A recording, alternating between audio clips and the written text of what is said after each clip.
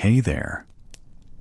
Tonight, we're going back to the final days of the French monarchy to learn what life was really like for Marie Antoinette's children, from the golden halls of Versailles to the cold walls of a prison cell.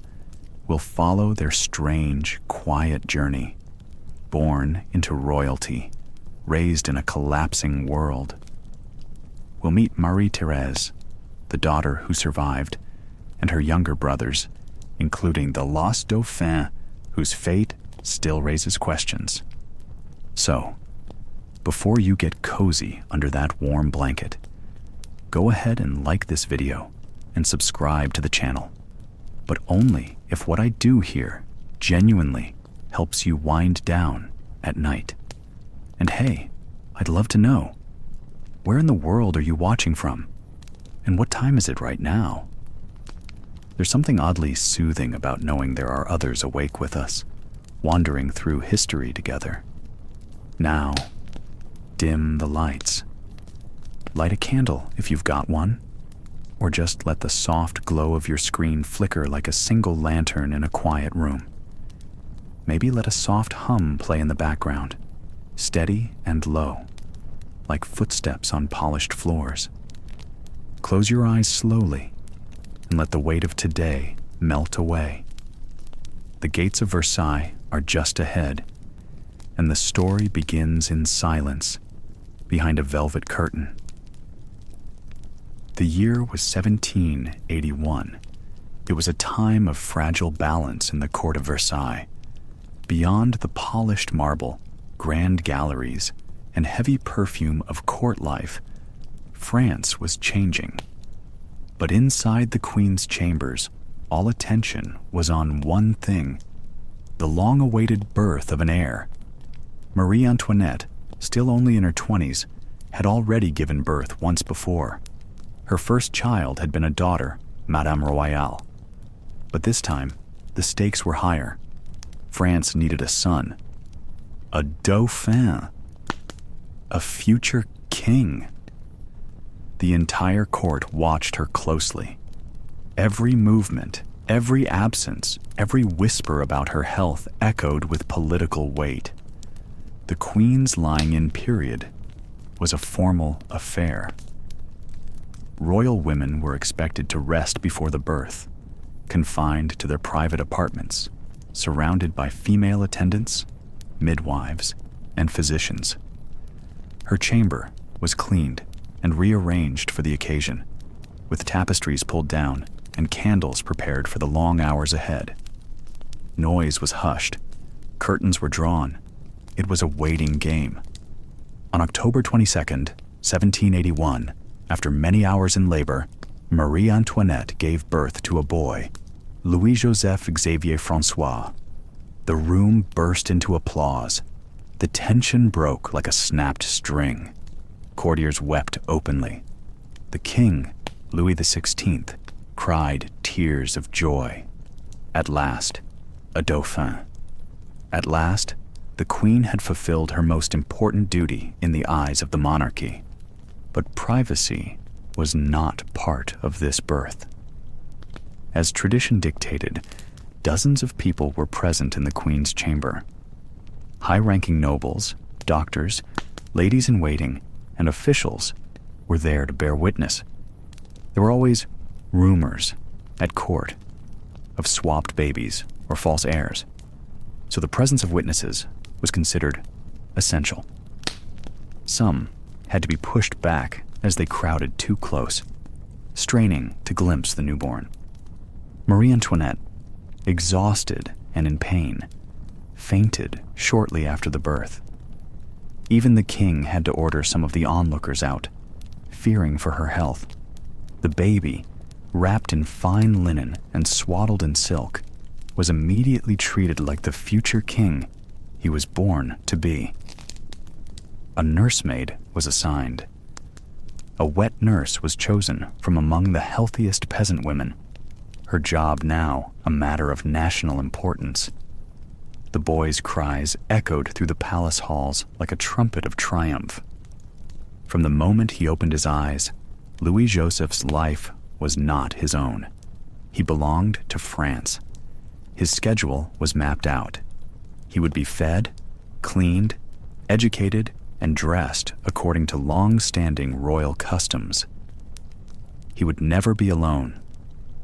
Every moment of his life would be observed, recorded, and shaped by others. Even as a newborn, he had a formal household with servants of all ranks. Marie Antoinette did love her children. She rocked them when she could. She wrote letters about them with pride. But she was not free to raise them as she liked. Tradition held firm. Wet nurses did the feeding. Governesses and tutors oversaw their education. Nannies kept them clean. Even the royal parents had to follow strict etiquette before they could enter their child's nursery. It was not a matter of love, but of order. The Dauphin's baptism came quickly. It was grand and public. Held in the royal chapel at Versailles, the infant was presented in swaddling clothes trimmed with gold thread. Courtiers gathered in jeweled robes. Incense hung in the air. Trumpets played solemn music. He was dipped in holy water while nobles looked on with folded hands and sharp eyes. In that moment, he was not just a baby. He was a symbol of France's future. The pressures placed on young Louis Joseph were enormous, though he could not yet feel them. He was expected to survive, to grow, to learn quickly, and to one day rule wisely. Even the weather on the day of his birth was noted down in records, as if the clouds themselves marked a change in the wind for France. Marie Antoinette, so often criticized by the public for her spending and foreign ways, was now briefly praised. A queen who bore a son was a queen who earned her crown, but the happiness would be short-lived. The queen knew better than most how quickly court approval could vanish. The public's affection was a flickering candle, easily snuffed out. For now, though, the court celebrated. The baby was healthy. The queen had recovered. The king beamed with pride. Versailles glittered with renewed hope. Poets wrote verses. Painters began sketches of the new Dauphin. Silver coins were struck with his name. But in the quiet corners of the palace, servants still whispered of unrest in the cities. Bread was scarce in Paris. Farmers complained of poor harvests. Merchants grumbled about taxes. The birth of the Dauphin had brought joy to the court, but not to the countryside. And though the baby could not know it, the world around him was shifting. In the cradle, young Louis Joseph stirred. He would grow in a golden cage, watched and taught, dressed in velvet and lace. And though no one yet knew it, his future would not be one of kingship, but of tragedy. In the grand sprawl of the Palace of Versailles, past the vast halls, marble staircases, and golden chambers, there was a quieter wing, a place not open to the public or packed with courtiers. It was known as the Petit Appartement de la Reine, or the Queen's private rooms. And within those spaces, tucked just beyond the gaze of formal life, lived the nursery. It was where Marie Antoinette's children played, rested, and grew. It was a royal nursery, but it was also, in many ways, a home. Unlike the towering, echoing chambers that made up the public parts of Versailles, the nursery was smaller and warmer. The ceilings were lower. The windows faced the gardens. The air smelled of linen, lavender, ink, and, sometimes, powdered sugar. The floors, though polished, creaked softly under the slippers of nurses and tutors. On most days, you could hear soft voices reading aloud, or the gentle rattle of wooden toys being passed from hand to hand. This nursery was not only for sleeping. It was designed to be lived in. It had its own rhythm, its own staff, and its own rules. Every item was carefully chosen. The beds were carved and painted, not too tall, and dressed in embroidered fabrics. The walls had light-colored tapestries with floral patterns or pastoral scenes. Nothing too grand, but still carefully made. There were writing desks, a few chairs for visitors, shelves for picture books, and often a corner for music. Toys were wooden or fabric-based. Dolls wore tiny copies of court fashion. Miniature furniture allowed pretend play that mirrored real royal life. The children did not live alone here. Each royal child had a small group of adults around them at almost all times. These included a governess, who oversaw everything, as well as nurses, sous-gouvernantes, valets, and sometimes even their personal maids. They worked in shifts. Someone was always nearby, day and night. At least one servant slept just outside the door in case the child stirred or cried. Marie Antoinette visited the nursery often. Though tradition said queens should be distant, she ignored this rule. She would sometimes remove her gloves and lift her children into her arms, something rarely done by royalty. She played with them, talked with them, and even rocked them when they were ill. Some courtiers whispered that this was improper, too tender for a queen. But Marie Antoinette did not care. Her children were her refuge from the cold routine of court life. There were strict routines here. The day started early, with gentle light through the tall windows and the quiet sounds of servants preparing for the morning. A nurse would bring warm water and help the child wash. Clothes were carefully chosen. A simple cotton shift, then stockings, slippers, and a fine silk coat or dress, depending on the season. Every change of clothing followed court protocol. Even a toddler's dressing could be a lesson in status. Breakfast was small. Often it included milk, a soft roll, and a bit of fruit. The governess would read aloud as the child ate, often fables or stories from history. After breakfast came lessons: reading, writing, religion, music. Education started early. Even the youngest children were expected to learn how to sit still, speak clearly, and remember their titles.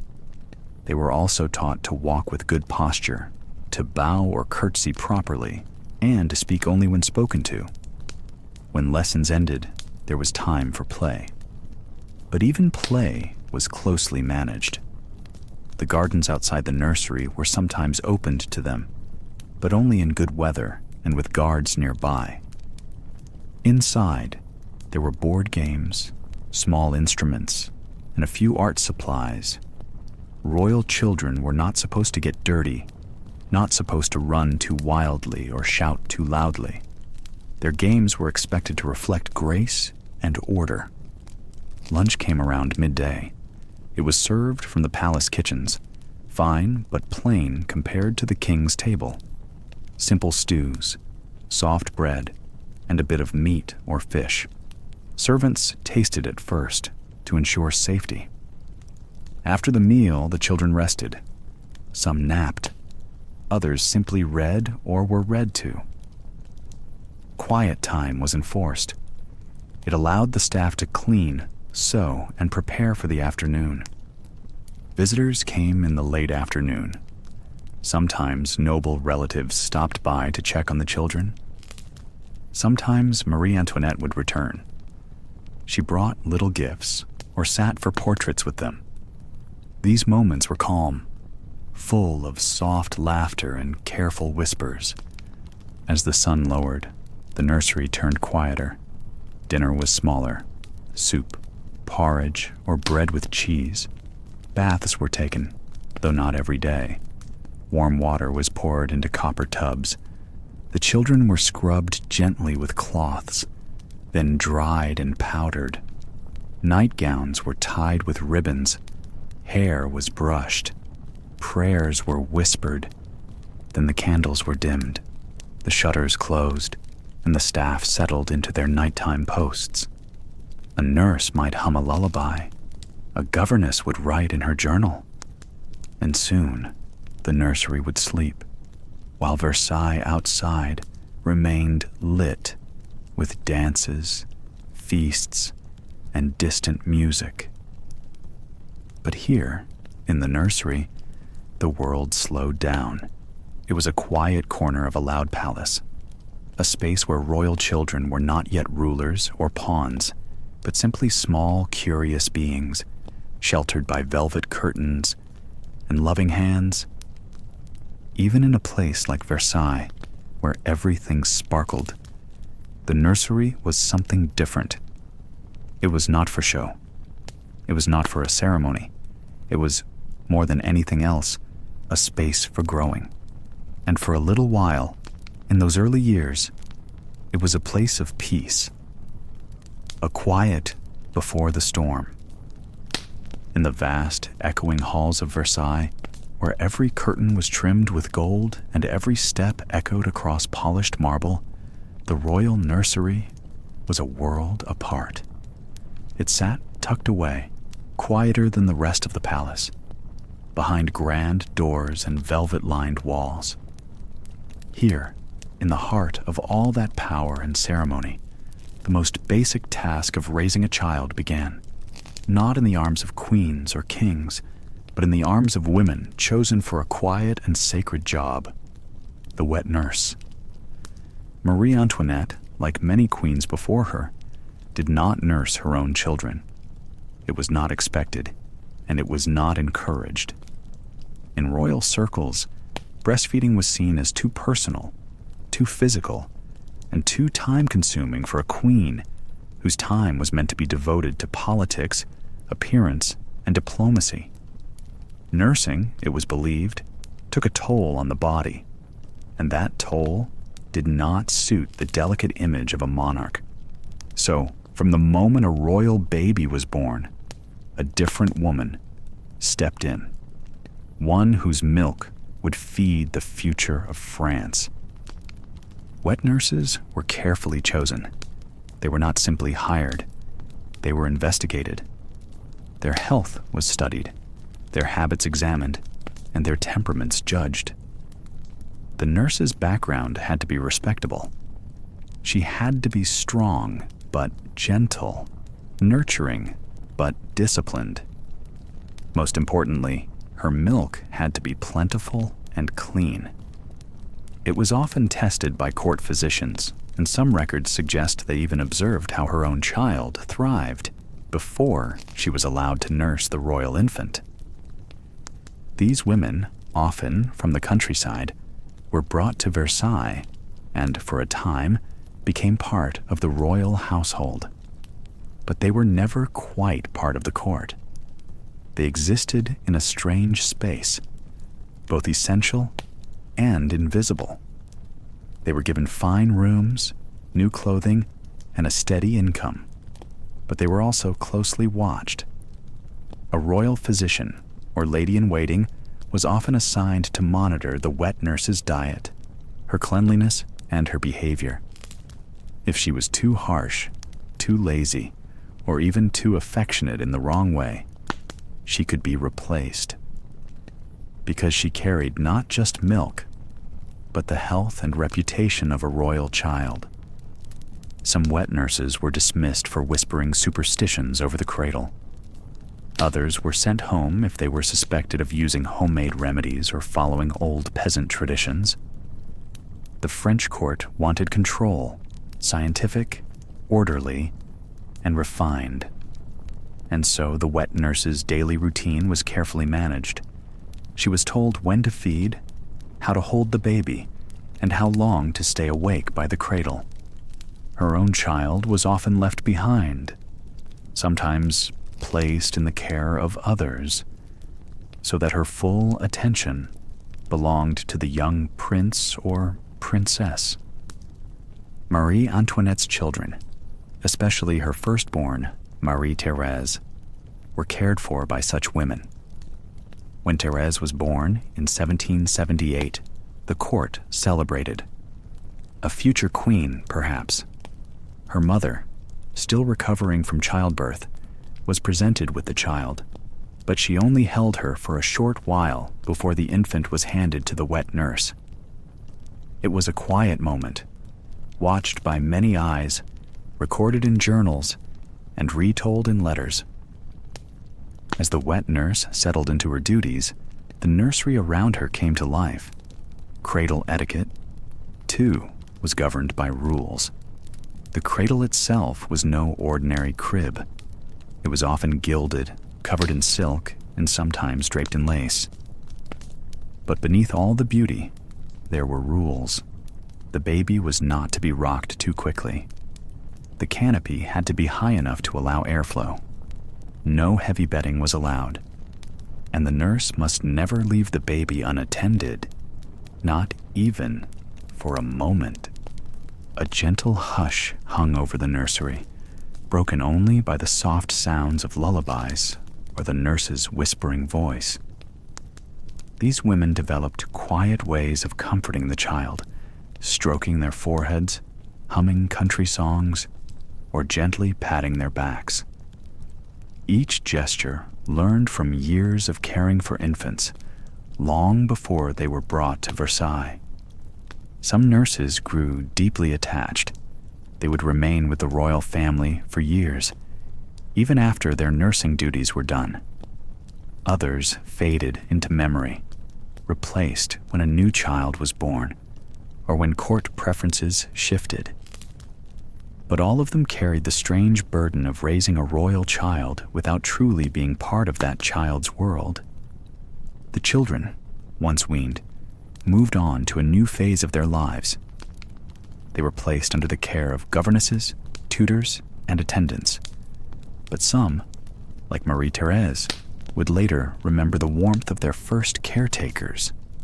In letters and memoirs, there are hints of affection, memories of soft arms, kind voices, and gentle faces that belonged not to nobles, but to women of the land. For all the power and wealth of the monarchy, it was the wet nurse who gave the earliest comfort. She was not praised in public. Her name was rarely recorded. But in the quiet of the nursery, in the stillness between royal ceremonies, she played a role as important as any advisor or general. And so, behind the marble and the gold, there was always a simple truth, that a baby must be held, fed, and soothed. That milk, no matter how royal the child, must come from a living, breathing woman. That care, in the earliest days of life, was not measured in crowns, but in touch and tenderness. The palace was quiet in the early morning, just before the servants began their gentle rustle of footsteps down the long corridors. Before the sweeping and the lighting of the hearths, a small chamber in the heart of Versailles began to stir. Here, in silk sheets and beneath a canopy of embroidered roses, slept a child named Marie-Thérèse Charlotte. She was born in 1778, the first child of Queen Marie Antoinette and King Louis XVI of France. She was called Madame Royale, a special title given to the eldest daughter of the king. It was not just a name. It was a role, full of expectation and responsibility, even from the first days of life. Marie-Thérèse was a royal baby, but her early years were not filled with the kind of joy people might imagine.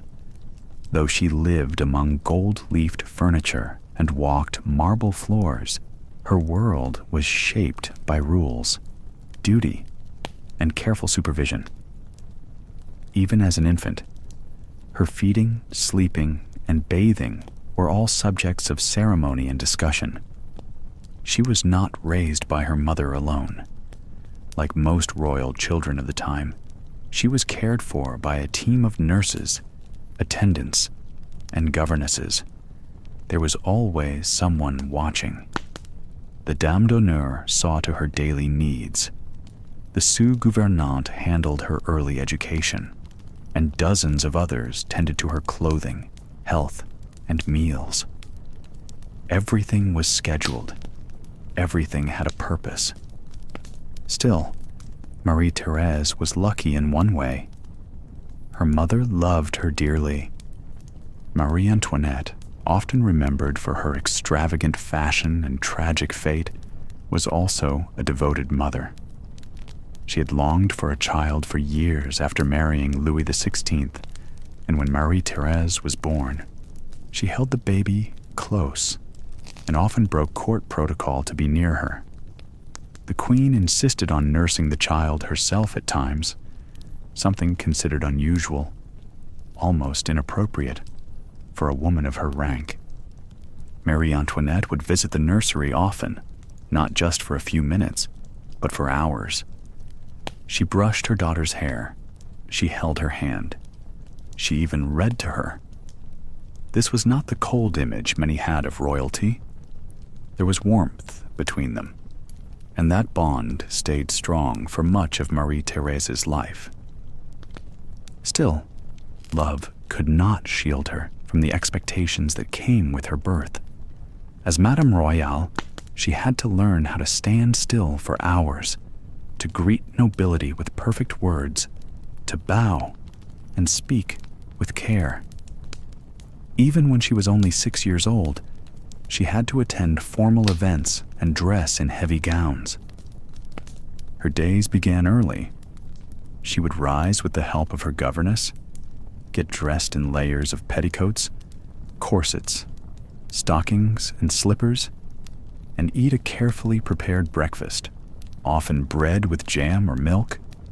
Then came lessons. She learned to read and write in French and Latin, to recite prayers, and to play music. Religion was at the heart of her education. So was discipline. Despite the structure of her life, she was not always quiet or calm. Some who knew her said she had her mother's temper and sharp wit. She was known to speak her mind. Her intelligence was noticed early, and her ability to observe and remember details made her stand out, even among other royal children. Outside her studies, she enjoyed simple things: walks in the gardens of Versailles, time spent with animals in the royal menagerie, playing games with her younger brothers, though 2 of them died young, one of illness, and one in infancy. These losses would stay with her, shaping her view of the world in ways most children her age never had to face. From the very beginning, she was aware of sorrow. The world outside the palace was changing. People were angry, food was scarce, and voices in the streets were rising. But inside the thick walls of Versailles, life still moved at a gentle pace, for now. Marie-Thérèse, even as a child, heard whispers of unrest.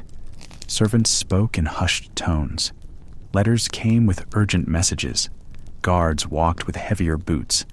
Still, no one told her the full truth. She was a child, after all, and royalty had always felt distant from danger. Yet the Queen sensed the shift. Marie Antoinette began to withdraw from court life, spending more time with her children. She read fairy tales to Marie-Thérèse in a private sitting room. She taught her to sew and helped her make small gifts for others. In these quiet acts, mother and daughter found something rare: peace. But it would not last. For now, though, in the soft morning light, Madame Royale sat with her governess by the window, a book in her lap, the sound of the palace slowly waking around her. She was just a child, born into history, with no idea what the future would bring. Versailles still shimmered. The mirrors still reflected candlelight. The gardens still bloomed in perfect order. And inside one royal room, a young girl learned what it meant to be watched, loved, and prepared, carefully, always, for the duties she would never choose, but could never escape. She was Marie-Thérèse, the princess in waiting, the daughter of a queen, a child at the edge of a world soon to fall. The education of a royal child in 18th century France was no small matter. From the moment they were born, the children of Marie Antoinette were expected to become symbols of grace, power, and control. They would one day stand before the nation, and for that, every word, movement, and idea they carried had to be polished like silver. And so, their education began almost as soon as they could sit upright. The queen had 4 children, though not all lived long. Marie-Thérèse received the full weight of this educational effort. As a girl, her life was not aimed at ruling, but still, she was trained to reflect the dignity of the monarchy. Her younger brother, Louis Charles, the future Dauphin, was watched with even greater care. He might one day be king, and every lesson could shape the fate of France. The day began early in the small royal apartment of the Tuileries, or, before that, in Versailles. By 6 or 7 in the morning, the nursery staff were already at work. The nursemaids, called femmes de chambre, ensured the children were clean and dressed. Hygiene standards were better than those of the common people, but even at court, baths were rare. Instead, fresh linen and perfumes were used to maintain the illusion of cleanliness. Once dressed, the children would be handed over to their gouvernante, a noblewoman of high birth, whose duty was both maternal and administrative. Madame de Polignac, one of the Queen's closest friends, was given this role. She oversaw not just manners and decorum, but also the entire structure of daily learning and interaction. Below her were sub-governesses, tutors, and valets, all with roles tailored to the growth of royal minds and morals. A royal child's classroom was unlike any other. There was no large schoolhouse, no chalkboard, no rows of students. Instead, learning happened in drawing rooms and salons with gentle voices and firm discipline. Lessons were private and personalized. Reading and writing came first, taught in French, of course, but also in Latin, sometimes even Italian or German. The royal children were expected to speak with elegance, to write with refinement, and to recite with clarity. There was arithmetic, taught not through play but by repetition. History, especially French history, was considered essential. The children had to understand their place in a long, noble line. Geography followed, not just maps, but the placement of every kingdom and colony that France touched. They were taught the names of foreign kings, the movements of ships, and the influence of the crown abroad. Music and drawing were not hobbies. They were expected talents. The harp, the piano, and voice lessons were common. Marie Antoinette herself had loved music, and her children followed suit. Practice was regular, and performances before small audiences of courtiers were expected, not optional.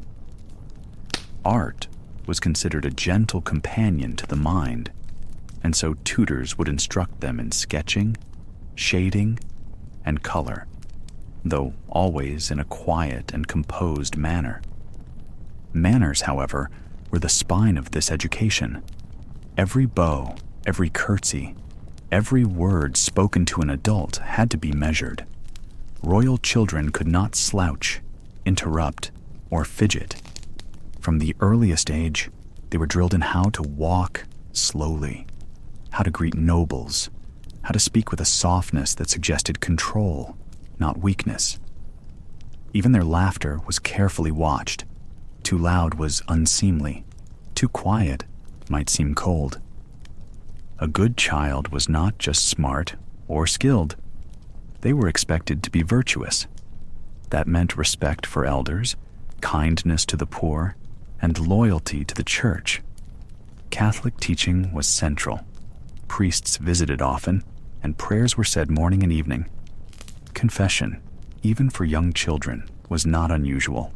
The soul had to be trained along with the mind. The children's food, clothes, and toys were controlled too. Meals were simple but elegant, designed to avoid gluttony. They dressed like small adults, in tailored outfits with stiff collars and fine silk. Toys were rare, perhaps a doll, a book of fables, or a small puzzle. Playtime was limited and always observed. Even games were chosen for their educational value. The tutors and nannies rarely showed softness in public. Affection was not often physical. Hugs were rare, and comfort had to fit the rules of courtly behavior. But behind closed doors, many of the caregivers cared deeply. Some wrote about the children with great fondness. They whispered encouragements, offered small treats, and tried to shelter their charges from the harshness of palace life. Especially during the more troubled years, when political tensions rose, the tutors grew more protective. Discipline was usually firm, but not cruel.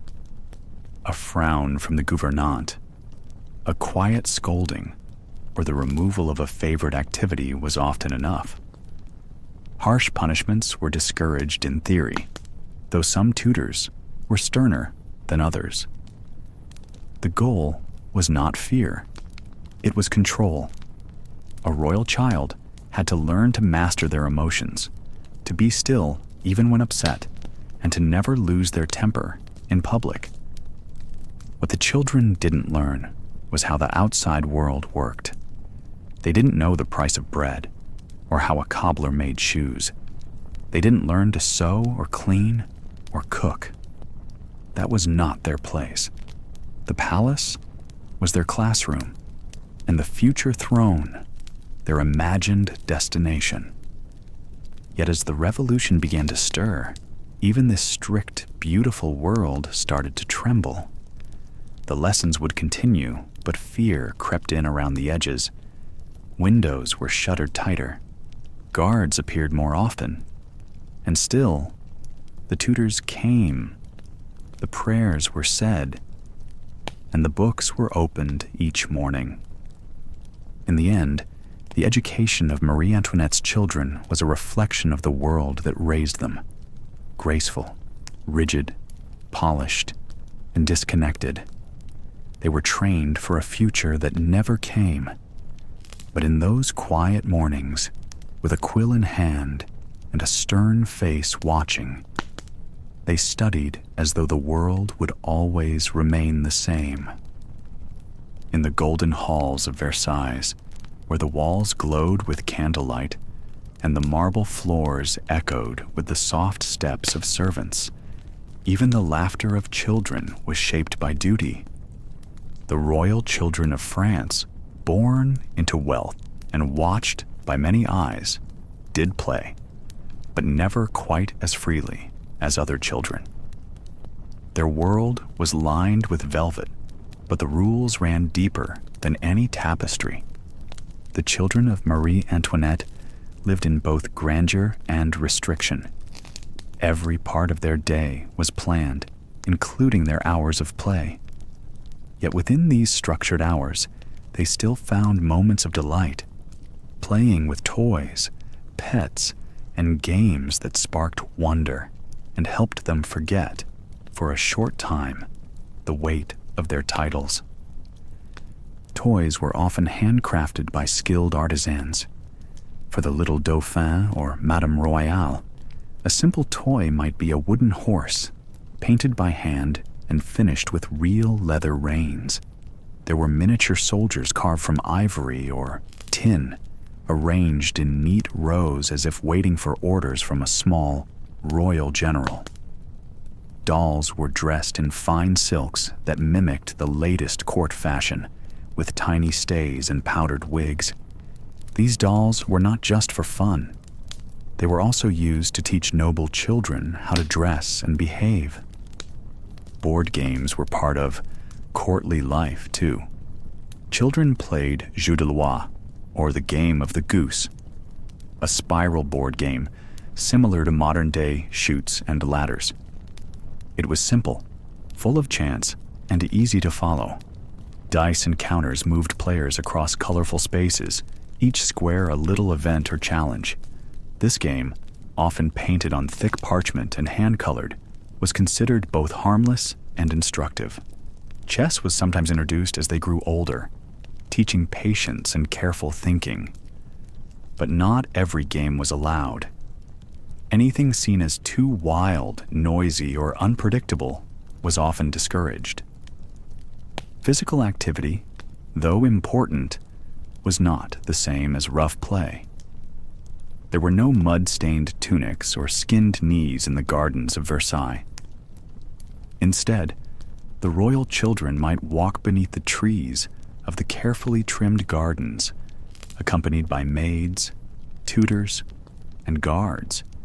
They might chase a hoop with a stick, roll a ball along marble floors, or play games that mimicked adult manners, bowing, dancing, and pretending to receive guests. Every game carried lessons. Marie Antoinette, though often criticized by the public, made efforts to soften this rigid world for her children. At her private estate, the Petit Trianon, she created a space where her children could play with a little more freedom. There, they could visit a miniature farm built just for them. The Hameau de la Reine, the Queen's Hamlet, was a tiny ideal village with cows, sheep, and chickens. The royal children could pet animals, pretend to milk cows, or gather eggs. It was play, but also a lesson in nature, responsibility, and the simple life that the Queen herself longed for. Even with these freedoms, play was always under watch. Tutors observed every word. Servants stood nearby. Guards waited just out of view. A spilled drink or a tear during a game might become gossip by the next day. Court life was never silent, and even childhood joys were part of the great performance of monarchy. The children's pets were also part of this controlled play. Madame Royale had small dogs, while her brothers enjoyed birds, and sometimes kittens. These animals were adored, but also chosen carefully. They had to be well-behaved and clean, as they were often present during public walks or visits. Sometimes, animals served as a rare source of comfort in an otherwise strict world. Books, too, were considered toys in a sense, though they came with lessons. Picture books filled with moral stories were common. One popular book, Le Bon Petit Henri, told the tale of a kind and obedient boy who was rewarded in the end. Such books reminded children how to behave, generous, gentle, and loyal to their duty. Stories of ancient Rome and the French kings were common as well, teaching history through fables. Musical play also filled the halls. The children learned to sing simple songs, some in French, some in Latin. Instruments like small harpsichords or flutes were placed in their quarters, and gentle instruction would guide their fingers along the notes. Music, in royal eyes, was not only entertainment, it was discipline, culture, and grace. But most of all, play for the royal children was preparation. Even their pretend games often mirrored the world of court. They might act out ceremonies, pretending to host visitors or give speeches. They would practice bows and curtsies, learn how to sit still in heavy gowns, or wait their turn to speak in a pretend salon. These were rehearsals for real life, where every glance, step, and smile was judged. Though their lives were full of beauty, royal children carried the burden of their future. They were not raised for freedom. They were raised for duty, and so their toys, games, and laughter were always a little quieter, a little neater than that of other children. Yet within those golden rooms, under the careful watch of tutors and guards, there were still sparks of childhood. A quiet giggle, a race across the garden path, a secret game whispered behind a silk curtain. For all the layers of gold and rules, they were still children, dreaming, wondering, and reaching out to the world beyond the palace walls. Their play may have been polished and managed, but it was still real. And for a few hours each day, they were allowed to forget who they would become and simply be who they were. When a child is born to a king and queen, it is not just a family event, it is a national one. When Marie Antoinette gave birth to her first son, Louis Joseph, in 1781, the birth was not private. It took place in a royal room filled with courtiers, doctors, servants, and nobles, all there to witness that the future heir was real, healthy, and truly born of the Queen. This child was the Dauphin of France, the title given to the heir to the throne. Even as an infant, Louis Joseph carried heavy expectations. He was not just a baby. He was the future king. His name meant something to the people. It meant stability. It meant tradition. And for the royal family, it meant duty. Everything about the Dauphin's life was carefully planned. He lived in rooms inside the Palace of Versailles, surrounded by silk curtains, golden mirrors, and quiet attendants who bowed every time they entered. His cradle was no ordinary crib. It was a finely carved piece, decorated in symbols of France. Even his baby clothes were chosen with care, designed to reflect his place in the world. But Louis Joseph was still a child. He laughed, cried, and played like any other boy. His mother, Marie Antoinette, tried to give him some sense of normal life. She often visited him in his nursery, held him, and watched him take his first steps. She was not always distant, despite the rules of the court. She wanted to be a mother first. But the court had its own ideas. Every morning, the Dauphin's day began with a formal waking ceremony. Servants would enter quietly. A governess or nursemaid would help dress him. He did not choose his own clothes. His outfit was picked according to the season, the event of the day, and the traditions of the royal house. If guests were present, they might watch him be dressed, just like they did with the king. Even simple acts were public. His education began early. The Dauphin was expected to be intelligent, moral, and prepared to rule. Tutors were chosen carefully. They taught him French history, religion, Latin, geography, and sometimes even fencing and dancing. Lessons were daily and structured. He learned not just knowledge, but also how to behave in public, how to walk, speak, bow, and respond to nobles. He was trained for kingship, even as a small child. But Louis Joseph's health was always a concern. From a young age, he suffered from a condition that affected his spine. He was often weak and had trouble breathing. Though the doctors of the time tried to treat him, they could do very little. Marie Antoinette worried about him constantly. She watched him grow pale, tired, and thin, while still being asked to carry the weight of being France's future king. When his health worsened, he was moved away from Versailles to the countryside in hopes that the fresh air would help.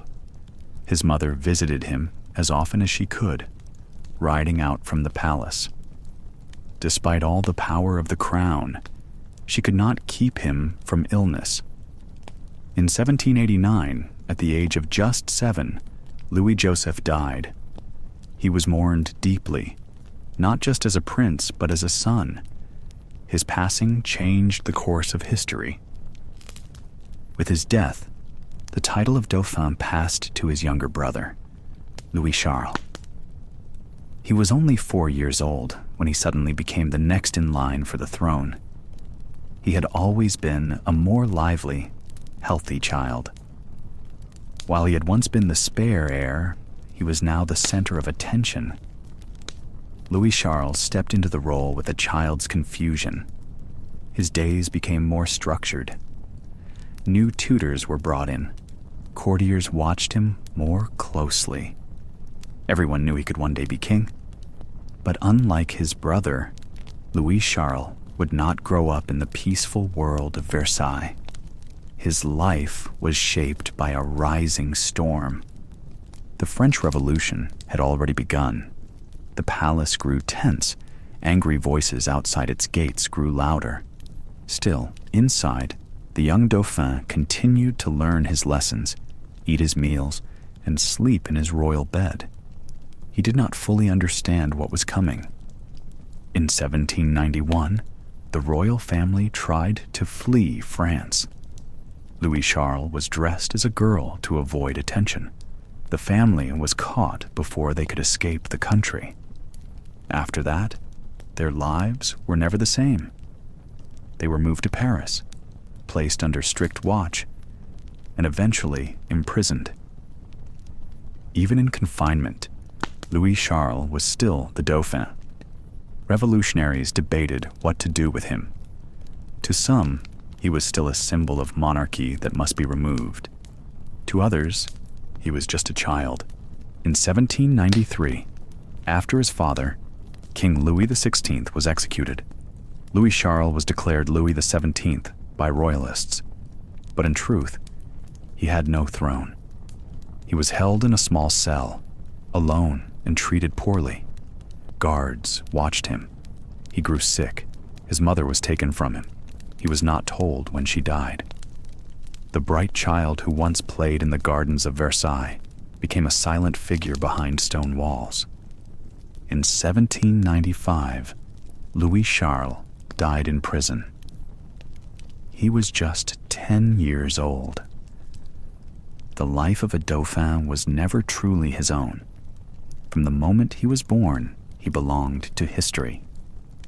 Louis Joseph and Louis Charles were born into golden cradles, but they grew up under heavy shadows. One was taken by illness, the other by revolution. Their short lives remind us that royalty is not always safety. Sometimes, it is simply a role given to a child who has no choice in the matter. Marie Antoinette's children lived under heavy velvet drapes and behind polished marble. Still, they breathed the same stale air that passed through corridors crowded with courtiers, servants, and visitors. Sickness, especially in children, was common, unpredictable, and often feared more than any outside threat. The first signs were usually small: a flushed cheek, a lazy blink, a soft complaint of pain. But a simple fever in the 18th century could turn into something far worse. And for children born into courts, surrounded by hundreds of well-meaning attendants and outdated beliefs, illness came not just with danger, but confusion. The Dauphin, Louis Joseph, was the most delicate. He had been weak from the start. Unlike his younger brother, Louis Charles, who was lively and strong, Louis Joseph had narrow shoulders and a thin frame. He was kind and thoughtful, often quiet, and known for his serious little face. But as he grew, his body betrayed him. He coughed often. His chest hurt. He tired quickly. The doctors called it consumption, what we now call tuberculosis. Medicine in their time was still tangled between old theories and new guesses. The humors, black bile, yellow bile, blood, and phlegm, were still part of the common understanding. Doctors believed illness came from imbalances, and so many treatments aimed to restore balance: bloodletting, purges, and endless tonics. For the Queen's children, a doctor was never far. Physicians came with their assistants and cases of instruments. They wore powder on their wigs and smelled of herbs and vinegar. When Louis Joseph fell ill, they tried everything. They bled him to remove the bad blood. They gave him herbal infusions made with chamomile and valerian. They placed hot poultices on his chest to draw out the sickness. At times, they burned small spots on the skin to let out harmful vapors. None of it helped. There were other ideas too. The sick rooms were kept warm, sometimes too warm, because many still believed drafts caused illness. Incense and vinegar were burned to clean the air. Sheets were changed often. Servants were ordered to speak softly, as it was thought that loud sounds could disturb a sick soul. Marie Antoinette, though a queen, was a mother first. She often ignored court rules when her children were sick. She would sit by their beds herself, read to them, or simply hold their hands. She gave up formal audiences and missed grand dinners to stay with Louis Joseph during his long decline. The Queen tried to believe the doctors. She tried to have hope, but the signs were clear. His legs became thin. His eyes lost their brightness. His back began to curve. Tuberculosis had reached his bones. He often had to lie flat. He could no longer walk unaided. When the sunlight came in through the windows, he no longer turned his face toward it. Before Louis Joseph, the children had already known small illnesses: fevers from teething, colds from winter drafts. In those times, they were swaddled in warm linens soaked in oils, fed soft foods, and watched closely by nurses trained more by tradition than by science. When little Marie-Thérèse had her first fever, the entire household grew quiet. Bells were rung for doctors. Lavender water was sprinkled on her sheets. When she recovered, the whole court breathed again. But with Louis Joseph, there would be no recovery. He died at just 7 years old, on June 4th, 1789. His death was not sudden. It was long and quiet. He faded over months, bit by bit, as if turning to smoke. In the end, there were no grand speeches, no loud cries, just silence in the gilded room, broken only by the rustle of cloth and the distant steps of servants in the hallway. It was a heavy loss, not only for Marie Antoinette as a mother, but for the monarchy. Louis Joseph was the heir. His younger brother, Louis Charles, became the new Dauphin. He would later be known as Louis XVII, though he would never sit on a throne. After Louis Joseph's death, his rooms were sealed. His toys remained where he had last touched them. His books were left closed on the shelves.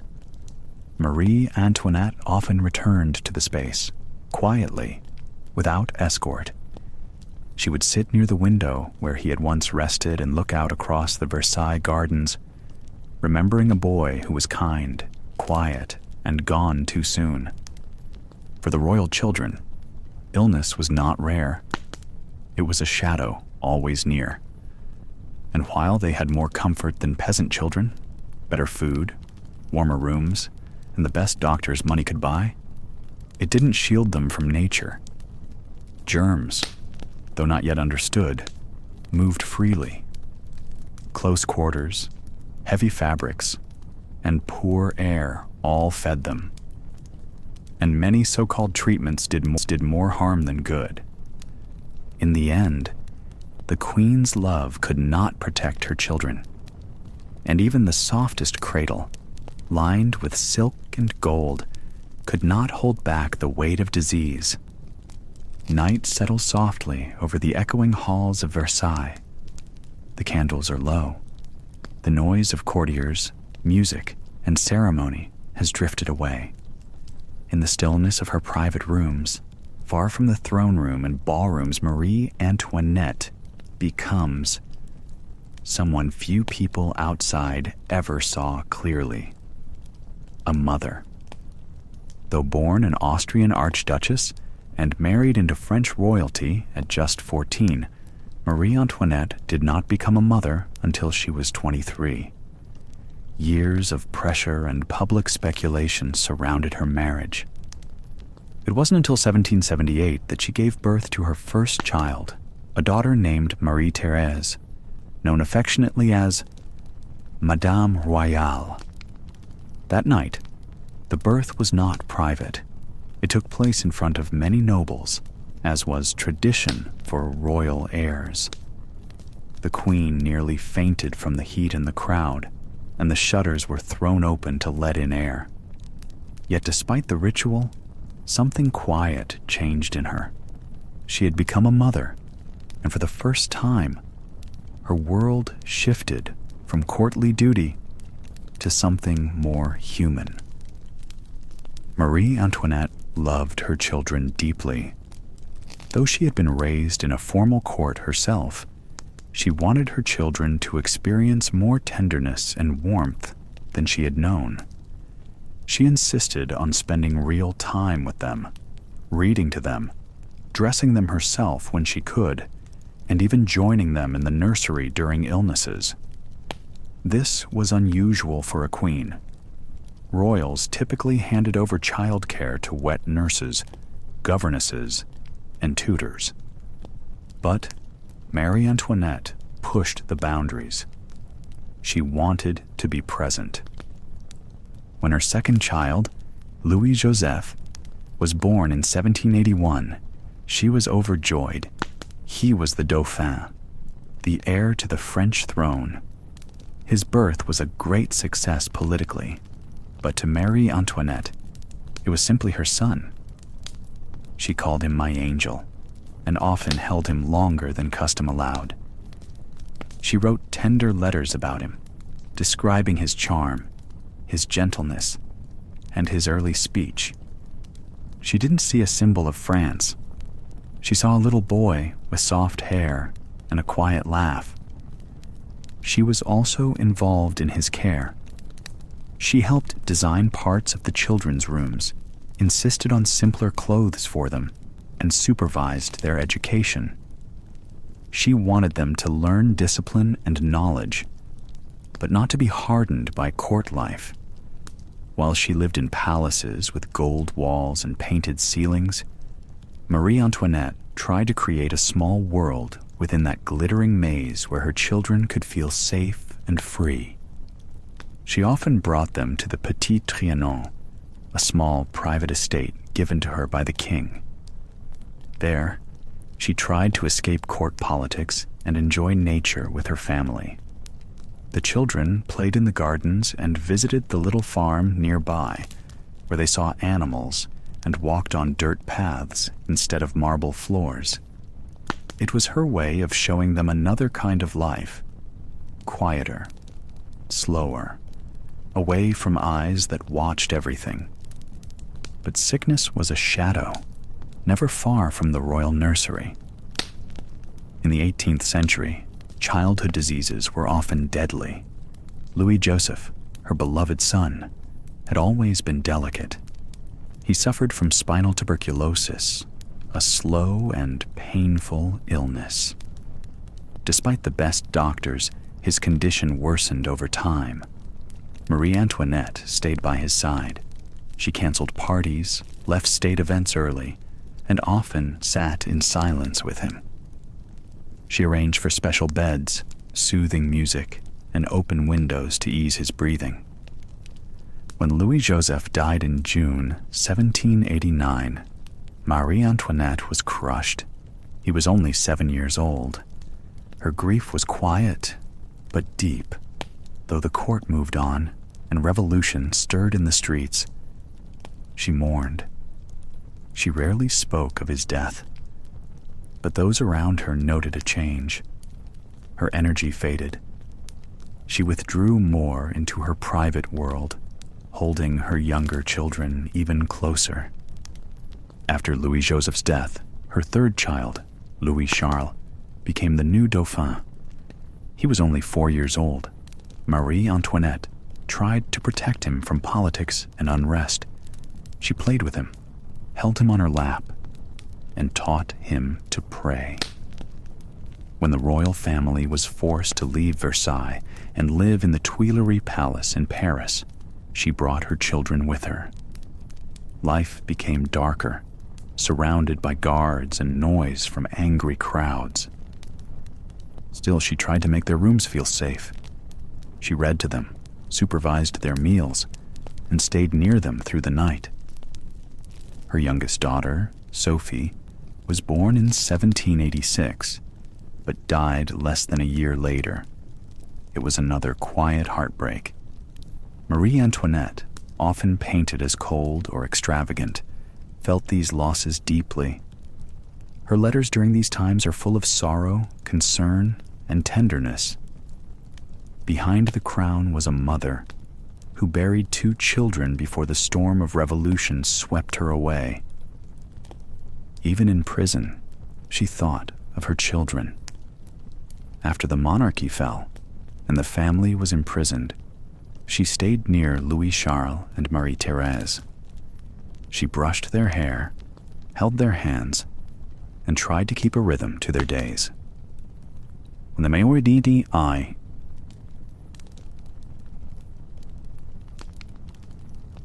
and are finally separated, when her son was taken from her in 1793, it was one of the hardest moments of her life. She had no control. She was no longer queen, only a mother in chains. In the last letter she ever wrote, the night before her execution, Marie Antoinette addressed her sister-in-law, but spoke with love for her children. She wrote that she had no fear of death, only sorrow for leaving her children behind. She begged her sister-in-law to care for them, to guide them, and to tell them she loved them. And so, the woman who had once been the Queen of France left the world not with gold, not with grandeur, but with a final message of quiet love for her children. It is a warm spring morning at the edge of the grand gardens of Versailles. The palace itself sits far behind you now, with its gold-covered gates and long mirrored halls, its court of powdered wigs and watchful whispers. But here, just a short carriage ride away, the air feels softer. There are trees, meadows, bird song, and no ceremony. This is Petit Trianon, a quiet corner of the royal world where Marie Antoinette tried to build something different for her children, something simpler. The queen, often criticized for her lavish tastes and distant manner, longed for peace. And more than that, she wanted her children to live a little like ordinary people. Not truly common, of course. They were still the sons and daughters of the King of France. But somewhere between the silks of court and the wooden shoes of the countryside, she imagined a gentler way of life. And so, she made one. The Petit Trianon itself was already standing, a small, elegant home built in the style of the Enlightenment. Less gold, more light.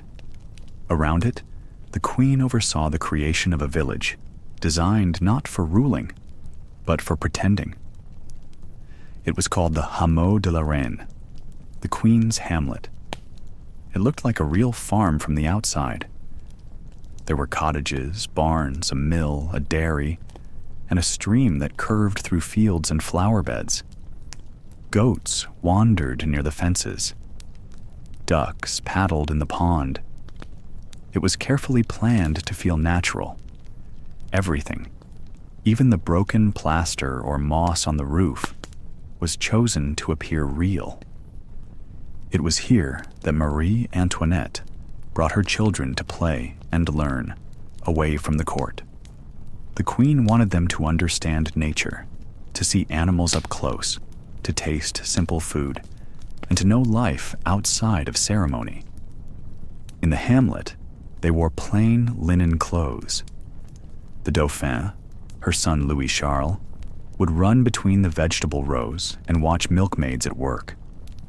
Her daughter, Marie-Thérèse, would gather flowers and help in the small kitchen gardens. Servants were always nearby, of course, but the goal was to give the children a feeling of freedom. No bows or curtsies, no long speeches, just days spent outdoors. The farm itself functioned more or less like a real one. Cows were milked each morning. Chickens laid eggs. Vegetables were grown in careful rows. Cabbage, carrots, onions, peas. The queen even kept careful records of what was harvested. Some say the dairy was her favorite part. It was spotless, white, and clean, unlike any peasant dairy. Milk was poured into porcelain cups. Butter was churned and wrapped in embroidered cloth. It was country life, but through the lens of royal comfort. Still, the children did learn things here. They saw the cycle of seasons in the gardens and fields. They touched tools, felt dirt under their nails, and watched the daily chores of the farm hands. They tasted fresh milk and warm bread made from flour ground at the small mill. The animals were real. The gardens were real. It wasn't true peasant life, but it wasn't entirely pretend either. For Marie Antoinette, these moments mattered. Life at court was rigid, full of expectation. Her children were constantly surrounded by guards, tutors, and tradition. At Petit Trianon, there were no early morning dressings in front of noble women. No long waits in the cold halls of Versailles. The queen would sit in the grass with her children, sometimes even reading to them beneath a tree. Music drifted from the salon, soft and slow, and laughter came easier. But even this quiet place could not escape judgment. Many in France saw the queen's hamlet as a sign of her detachment. They thought it insulting. A rich woman pretending to be poor while real people struggled to eat. They didn't see the love behind it, the effort to offer her children a different kind of life. And perhaps they never would. Still, the children didn't care about politics. To them, Petit Trianon was a place of warmth, a place where they could be more than symbols. They chased butterflies and watched lambs wobble through spring fields. They learned how to gather eggs gently and how to tell a ripe tomato by its scent. The queen, in her simple white muslin dress, smiled more here than anywhere else. She was just Mama in those hours. Of course, nothing lasts forever. As unrest grew in Paris, visits to Petit Trianon became less frequent. By the time revolution truly took hold, the hamlet was nearly abandoned. Weeds grew between the stones. The milk jugs sat empty. The goats and sheep were gone. The laughter faded, replaced by shouts and slogans from the city. But for a few short years, the children of Marie Antoinette knew a different world, a world with birdsong, not bells, with muddy shoes, not polished heels, with bread warm from the oven and sweet milk still frothy from the cow. In those days, the future was unknown, and the past didn't yet press so heavily on their shoulders. Petit Trianon was never a perfect escape. It was never truly equal, nor truly free, but it was tender, and for the royal children, it was the closest thing they ever had to an ordinary childhood. At Versailles, even childhood was dressed in silk. From the moment Marie Antoinette's children woke, clothing was more than just fabric. It was a symbol, a rule book, a language, and for royal children, dressing each day meant stepping into a role they hadn't chosen, but one they were born into. In the earliest years of life, both boys and girls wore the same thing: long gowns. These were soft and flowing, usually white or cream, and made from fine linen or cotton. They kept babies warm, but also allowed nurses and caretakers to change them quickly. Buttons were rare. Instead, ties and pins held everything together. Comfort mattered, of course, but only up to a point. The baby was a prince or a princess. Even their gowns had a touch of lace or embroidery. Every ruffle whispered of their status. By the time the children were toddlers, their clothing began to shift. Marie-Thérèse, the eldest, continued wearing gowns, but they became stiffer, more layered, and more detailed. Ribbons at the sleeves, embroidery at the hems, petticoats underneath to shape the silhouette. Her shoes were often soft leather, dyed red or blue. A tiny bodice trained her posture, ensuring she stood tall and still like a lady of the court, even if her feet itched to run. For the boys, a major change came around the age of 7. This was the age of breeching, a moment both practical and ceremonial. Louis-Joseph and later Louis-Charles would have been led into a room in their long gowns, then re-emerged in small breeches, stockings, and a fitted coat. It marked the transition from babyhood to boyhood, and everyone noticed. Suddenly, he was no longer just a child. He was a young gentleman. These breeches, short pants ending at the knee, were worn with white stockings and low-heeled shoes with silver buckles. His shirt had a high collar with lace trim, and over it he wore a waistcoat, then a richly embroidered coat. Colors mattered. Light blues, creams, and whites were popular for children, but royal boys often wore red or gold during formal appearances to reflect power and wealth. Clothing was tailored to perfection. A seamstress might take days to create one child's court outfit. Silk came from Lyon. Lace might be imported from Venice. Buttons were carved from mother of pearl or covered in fabric. Nothing was simple. Nothing was rushed. But it wasn't just about looking royal. Dressing was a performance.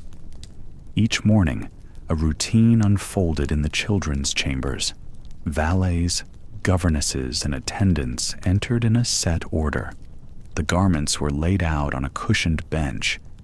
Each item had its place: the shirt, the stockings, the breeches or skirt, the coat or gown. An official would assist the child with each layer, speaking softly, making sure the child understood the importance of stillness and patience. It was considered poor manners to dress oneself. Royals were dressed by others because being dressed showed status. To button your own coat was a sign of lower rank. So, even from a young age, the children of Marie Antoinette learned to wait, to be helped, to hold out their arms when asked, and to bow or nod at the right time during the process. These small acts taught them where they stood in the world. Hair was also part of the ritual. Boys wore their hair long, often tied at the back with a ribbon. Girls had theirs curled or lightly powdered. A simple style in the nursery might become more elaborate for formal events. Powder, perfumes, and pins were used. The smell of lavender and rosewater often hung in the air. When a ceremony or formal court event took place, the children's clothing became even more ornate. Marie-Thérèse wore gowns with stiff skirts supported by hoops underneath. The fabric might be damask silk, decorated with gold thread or floral embroidery. A sash at her waist, pearls around her neck, and a fan in her hand made her look like a queen in miniature. She stood beside her mother and curtsied with perfect grace. Her brothers, in turn, wore their finest coats, sometimes in matching sets, with lace cuffs and collars. Even their gloves were made of soft kid leather. Every outfit had to impress, not just the courtiers, but foreign guests, ambassadors, painters, and onlookers. Appearance was diplomacy. It showed that France was wealthy, orderly, and strong. At home, in the Petit Trianon, or the children's apartments, simpler clothes were allowed. Marie Antoinette favored light cotton muslins, pale colors, and clothes that felt more natural.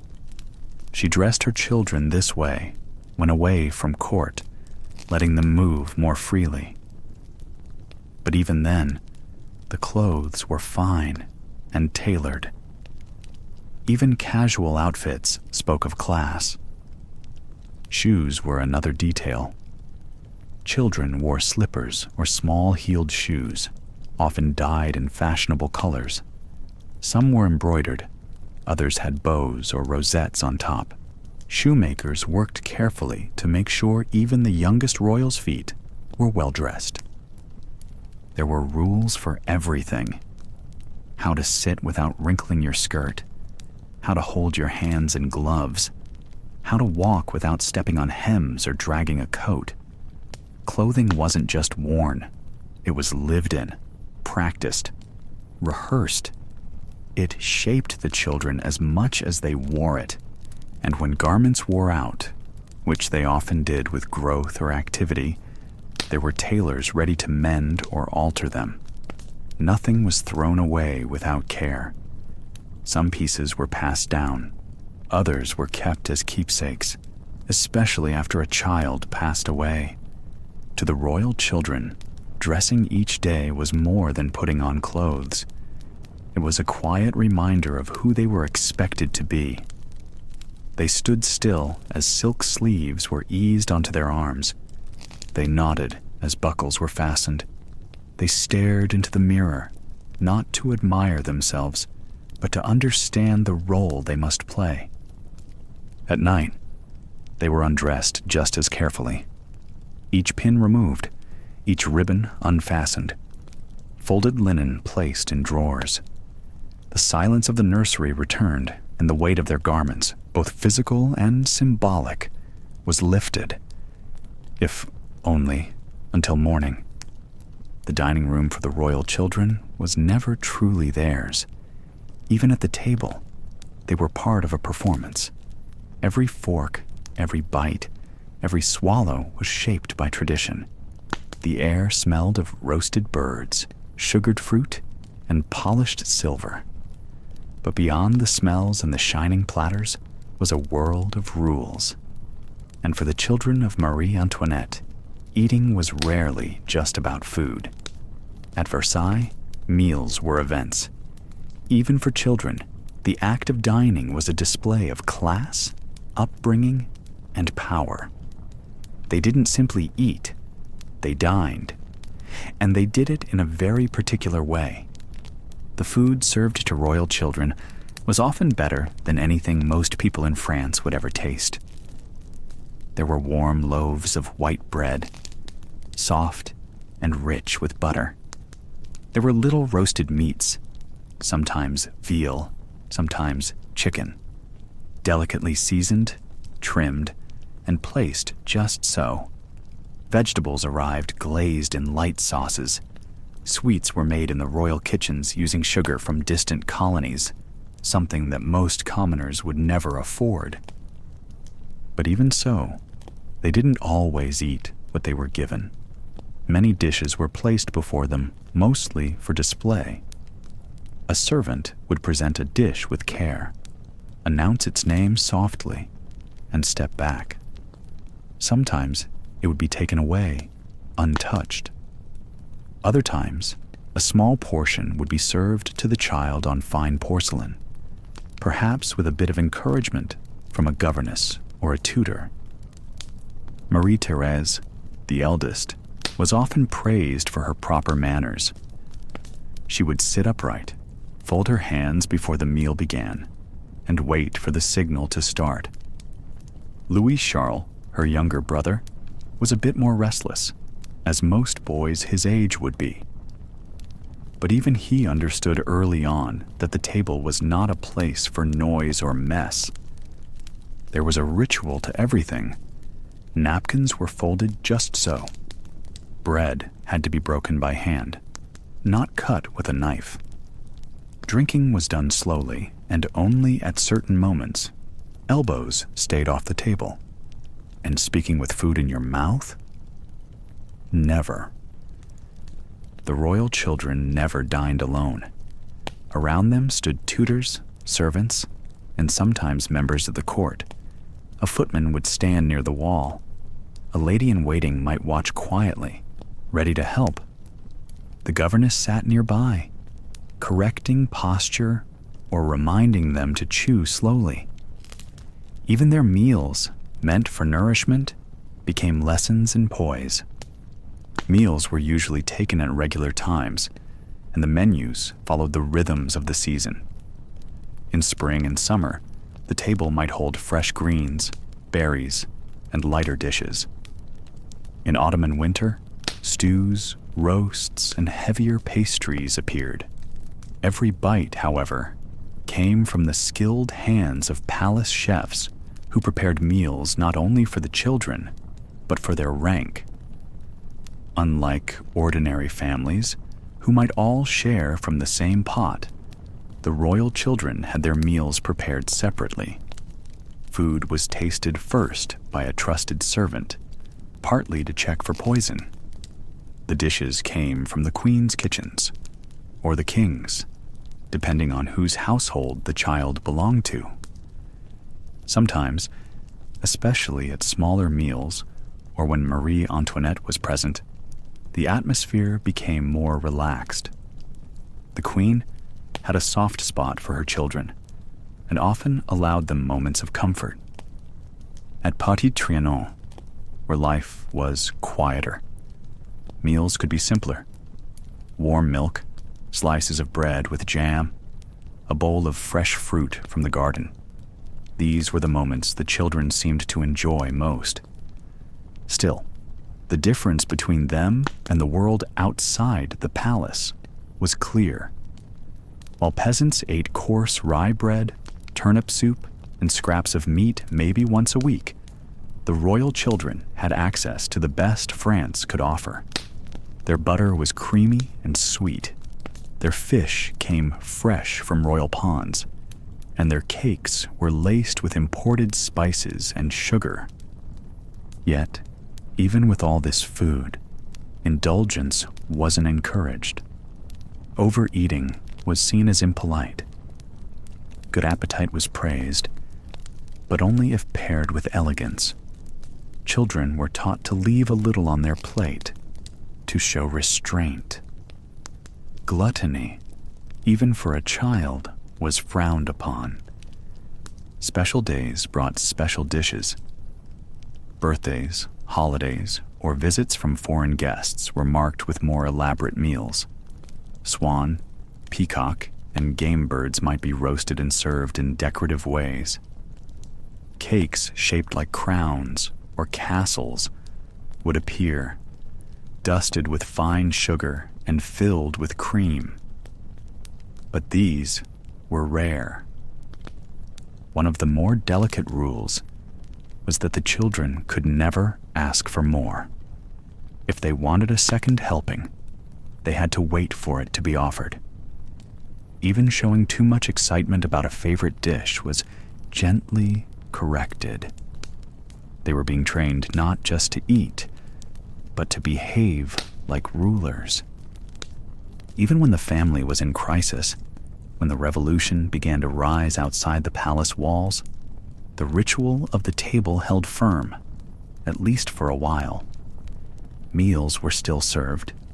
Dishes still arrived in order. But slowly, ingredients became harder to find. Dishes became simpler. Servants disappeared.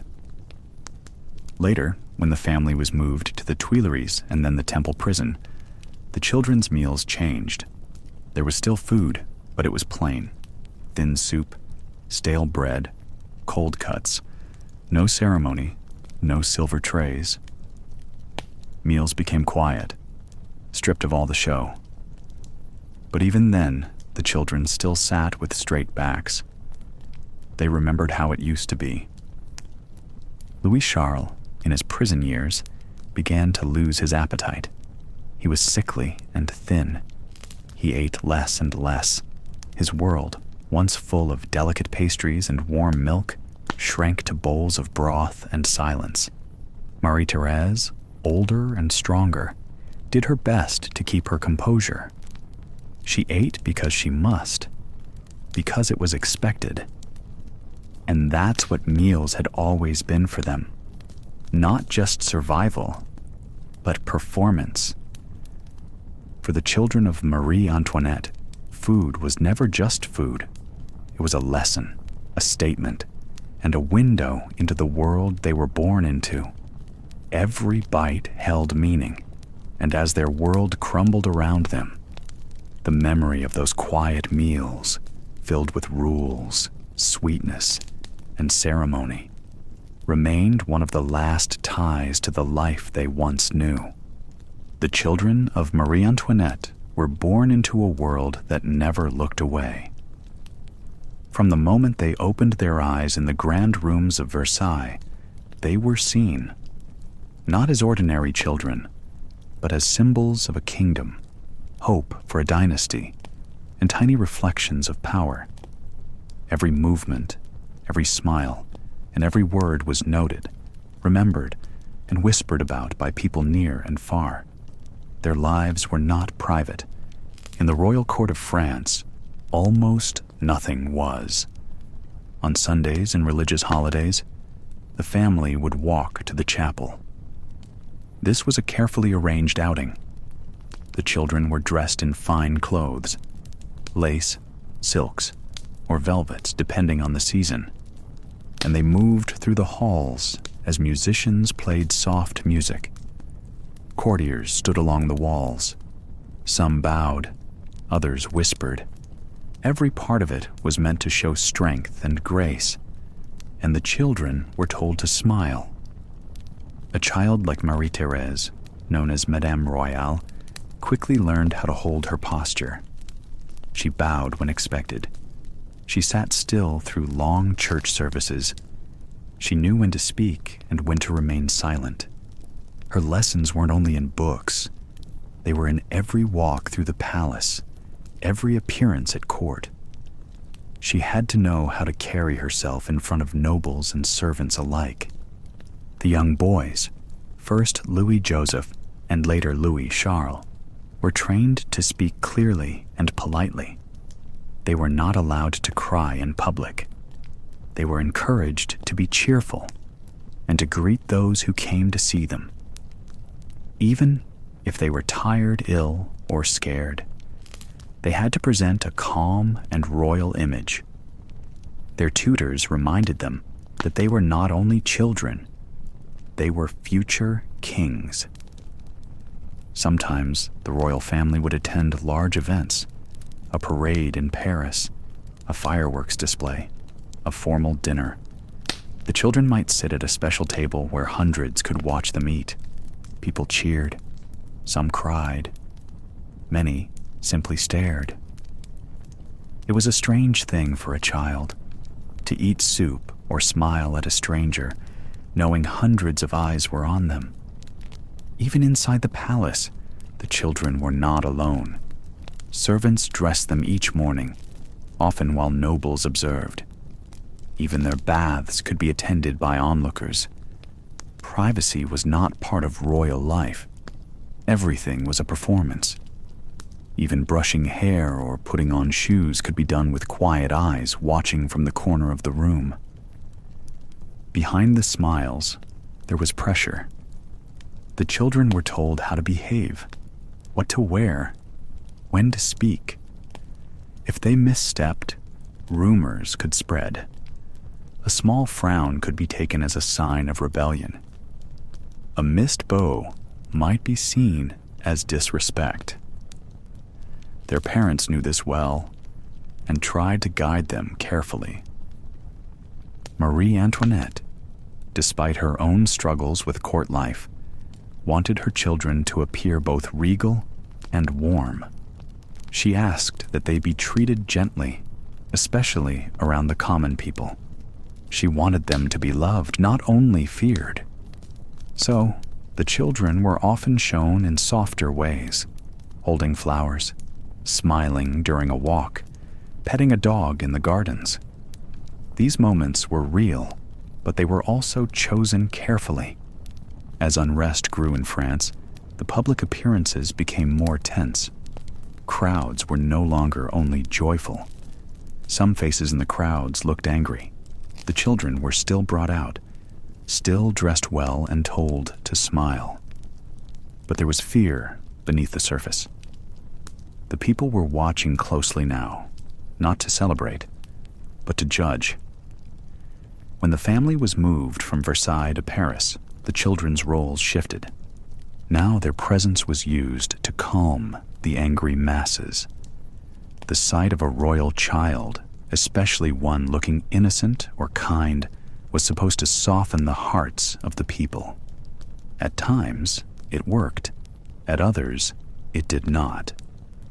Inside the Tuileries Palace, the children still appeared in public settings, though they were no longer surrounded by golden music.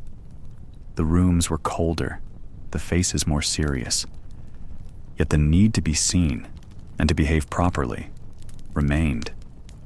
Even in a changing world, image still mattered. By the time the revolution deepened, the children were no longer shown as often. Their smiles were no longer tools of the court. They became quieter, more hidden. But for many years, their lives had been shaped by appearance. They were symbols before they were simply children. And that weight stayed with them, even when the crowds faded and the palace grew silent. The days at Versailles still began with the soft rustle of silk and the quiet clink of porcelain. The sun filtered gently through tall windows, painting a warm light across the children's rooms. To them, the world outside remained distant, little more than what could be glimpsed from the palace gardens. For Marie-Thérèse, the eldest child of Queen Marie Antoinette, mornings still brought lessons in music, reading, and sewing. For her younger brother Louis-Charles, the Dauphin, there were tutors, toys, and careful supervision from nurses. Inside these walls, life followed its schedule. Meals came on time. Guards stood politely in corners. The court still whispered in refined voices. But beyond the gates, the air was changing. In Paris, bread grew more expensive with each week. Crowds pressed around bakeries and market stalls, their patience thinning. There were murmurs in the streets about taxes, about hunger, about the court's extravagance. Many of these words never reached the children, but the queen heard them, and slowly they began to color her face with worry, even behind the painted mask she wore at court. Inside the palace, things changed in small, quiet ways at first. Security around the royal apartments became tighter. Certain parties were canceled. Fewer guests from the capital came to visit. Some nobles, once regulars in the halls of Versailles, began to spend more time at their country estates. Servants still smiled and bowed, but their eyes sometimes flicked toward the horizon when they thought no one was watching. The children noticed bits and pieces. Marie-Thérèse, wise beyond her years, noticed her mother seemed more distracted during lessons. Louis-Charles was too young to understand, but even he asked one day why the queen didn't laugh as much as before. Still, the days continued. The gardens still bloomed. The swans still floated across the canal. But outside, pamphlets passed from hand to hand, filled with anger and sarcasm. Many criticized the king and queen directly, even mocking their children.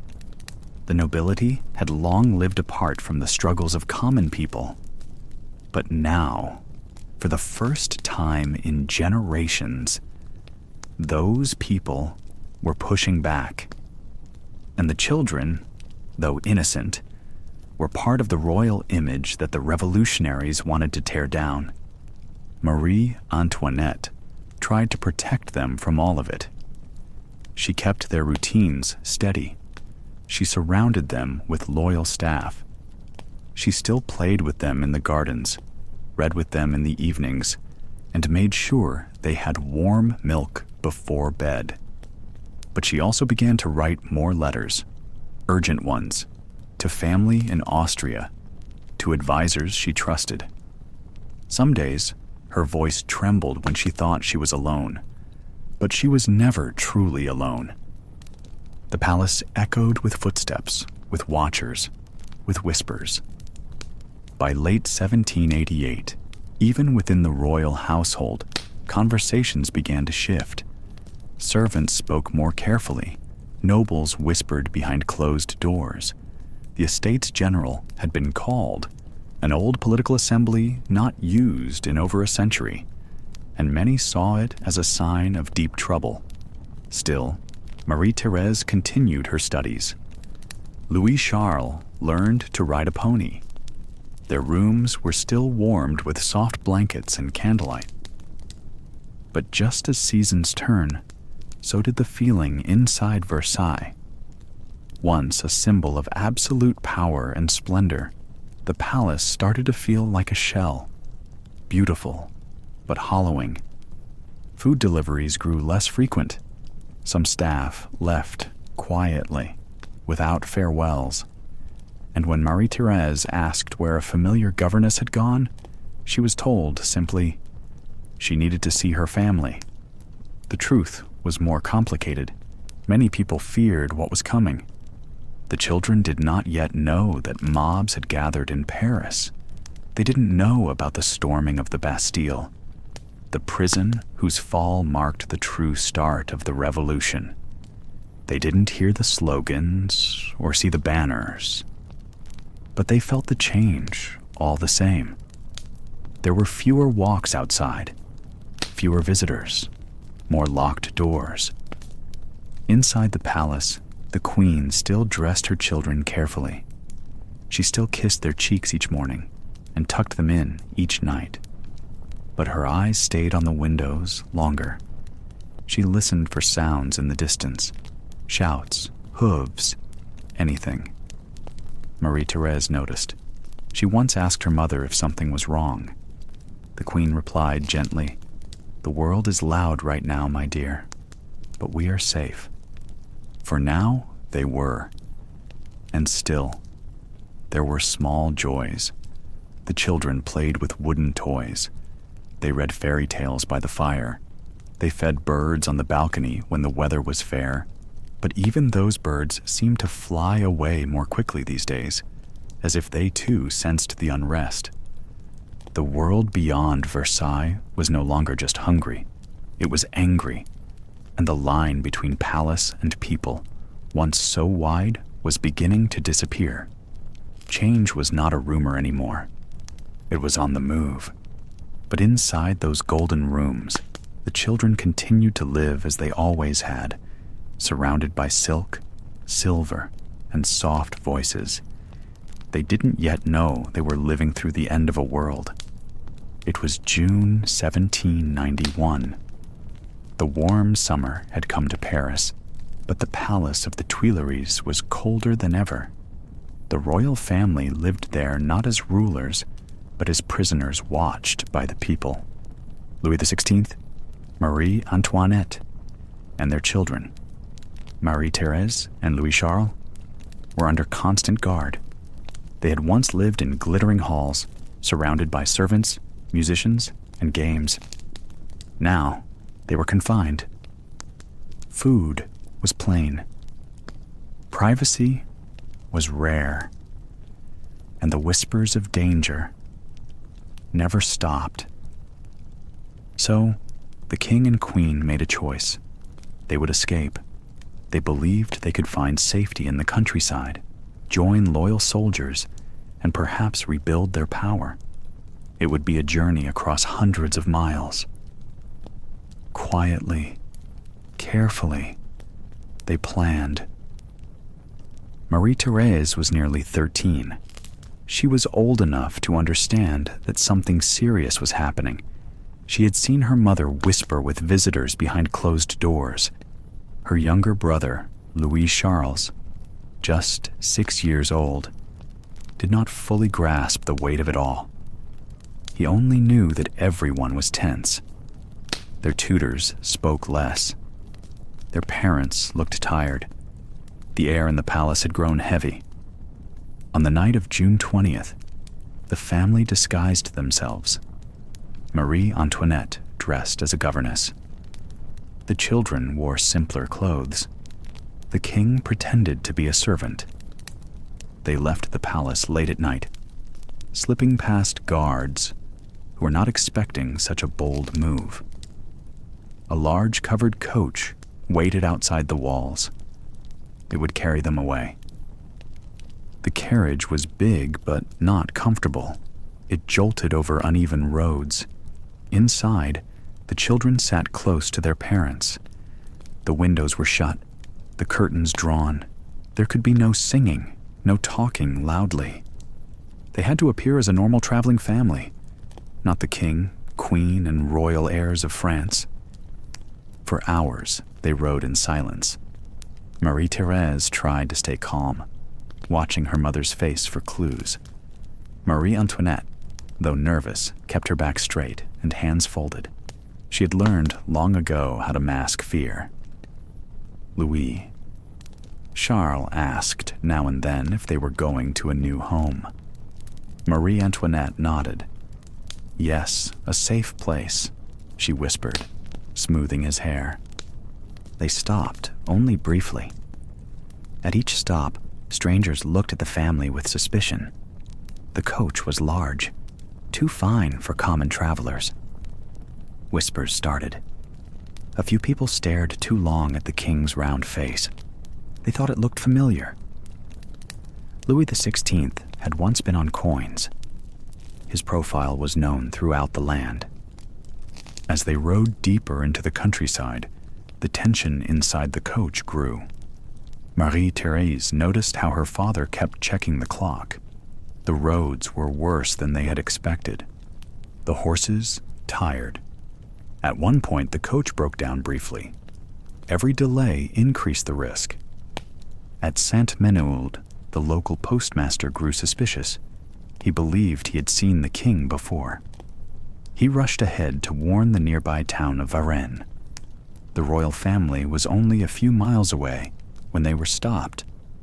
In the dark hours of the early morning, their coach was surrounded. Soldiers blocked the road. Townspeople, now alerted, gathered.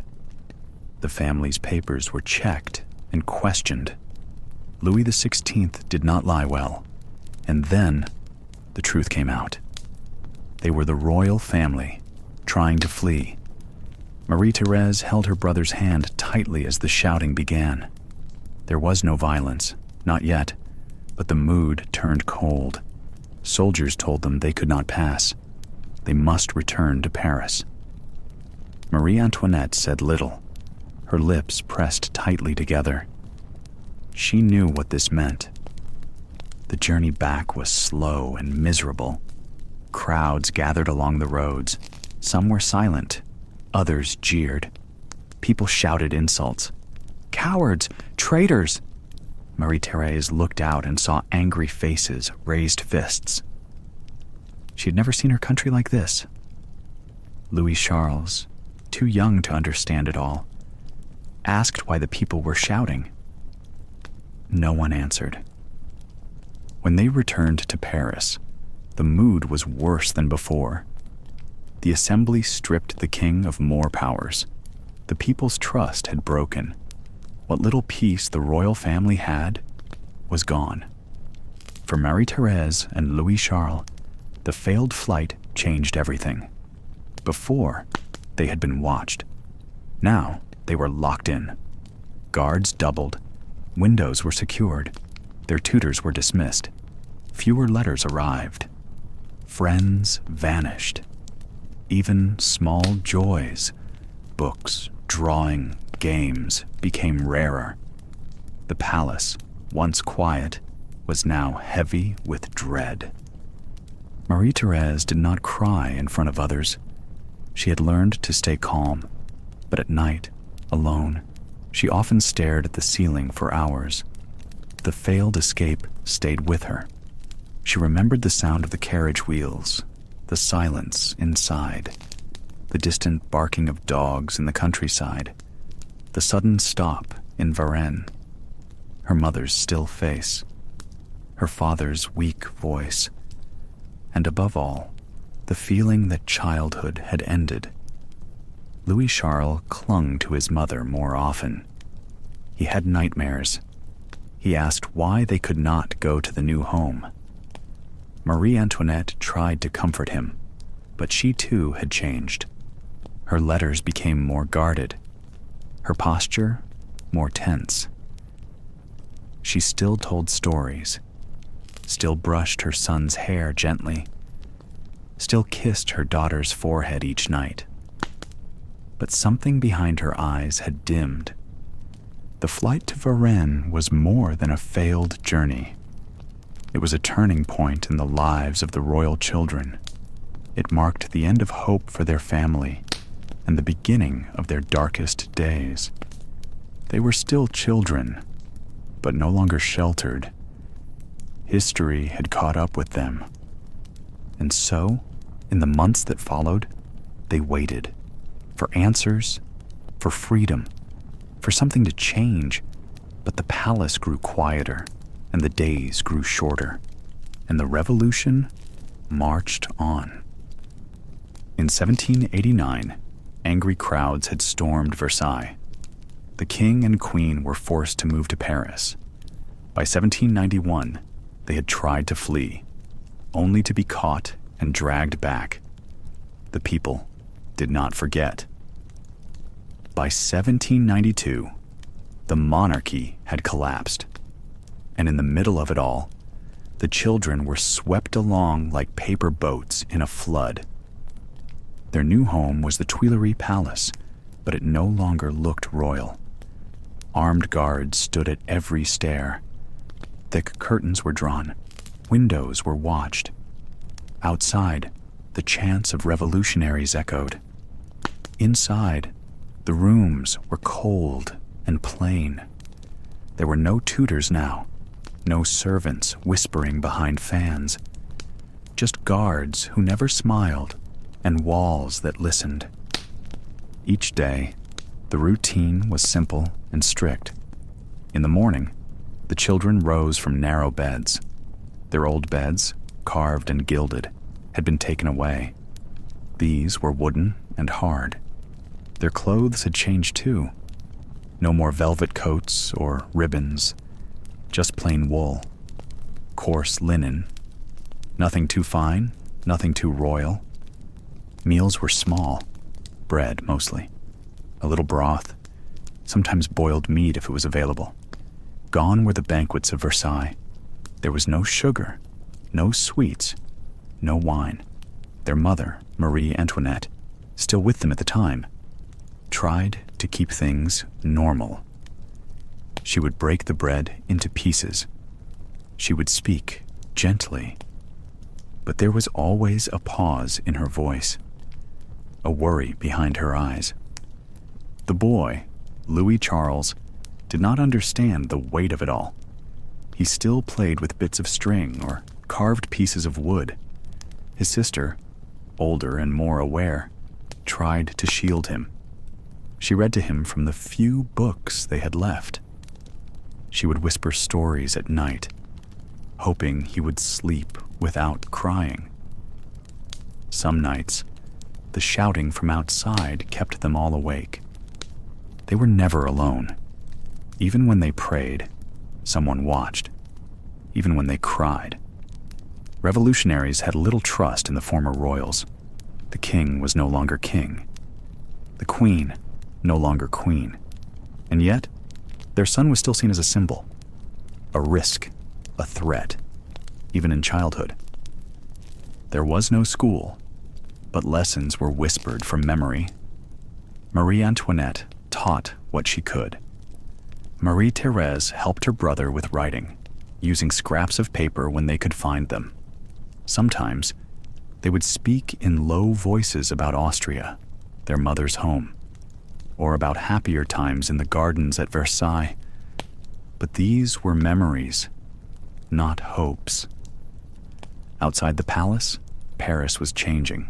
People spoke of liberty, of equality, of justice. But inside, the air felt heavy. The royal family had become shadows in their own land. Then came the worst day. January 1793. The king, Louis XVI, was taken from them. The guards said little. The children were not told until later. He had been tried, found guilty, and executed. The queen did not cry in front of them, but her hands trembled for days. From that moment, the boy would no longer be addressed as Dauphin. He was simply the Capet child now. His name, his future, stripped away. The rooms grew quieter after that. The food grew plainer. And soon, the queen too would be taken. They said it was temporary, just questioning, but she never returned. The children were left with their aunt, Madame Elizabeth. She did her best to comfort them. She prayed with them, held their hands, spoke kindly. But even she could not stop what was coming. One morning, Louis Charles was taken from his sister. The guards said nothing. He was moved to another part of the palace, alone. Marie-Thérèse cried, begged to see him. Days turned into weeks. No answer came. She heard nothing of her brother, not a word. Now, her room was quiet, the hallway silent. She did not know what was happening to her family.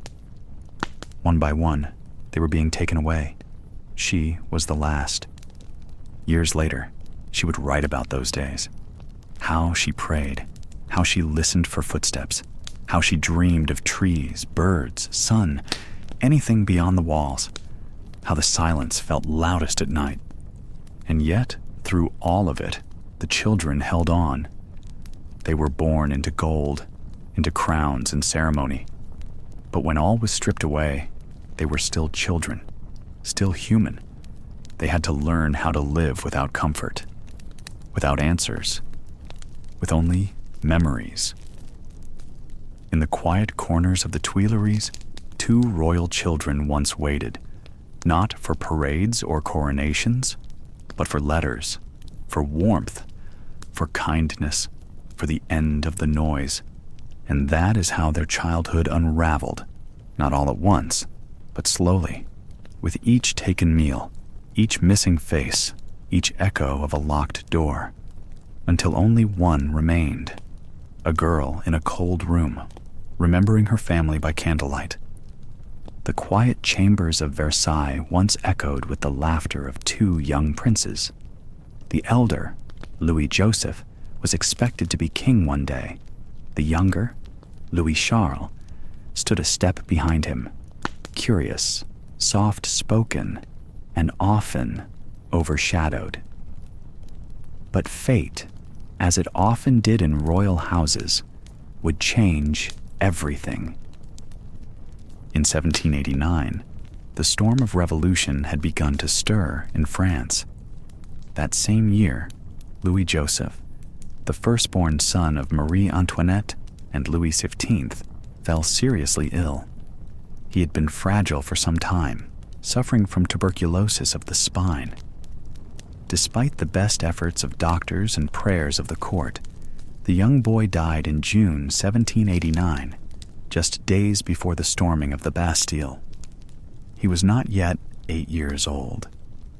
With his brother gone, Louis Charles, now only 4, became the new Dauphin, the heir to the throne of France.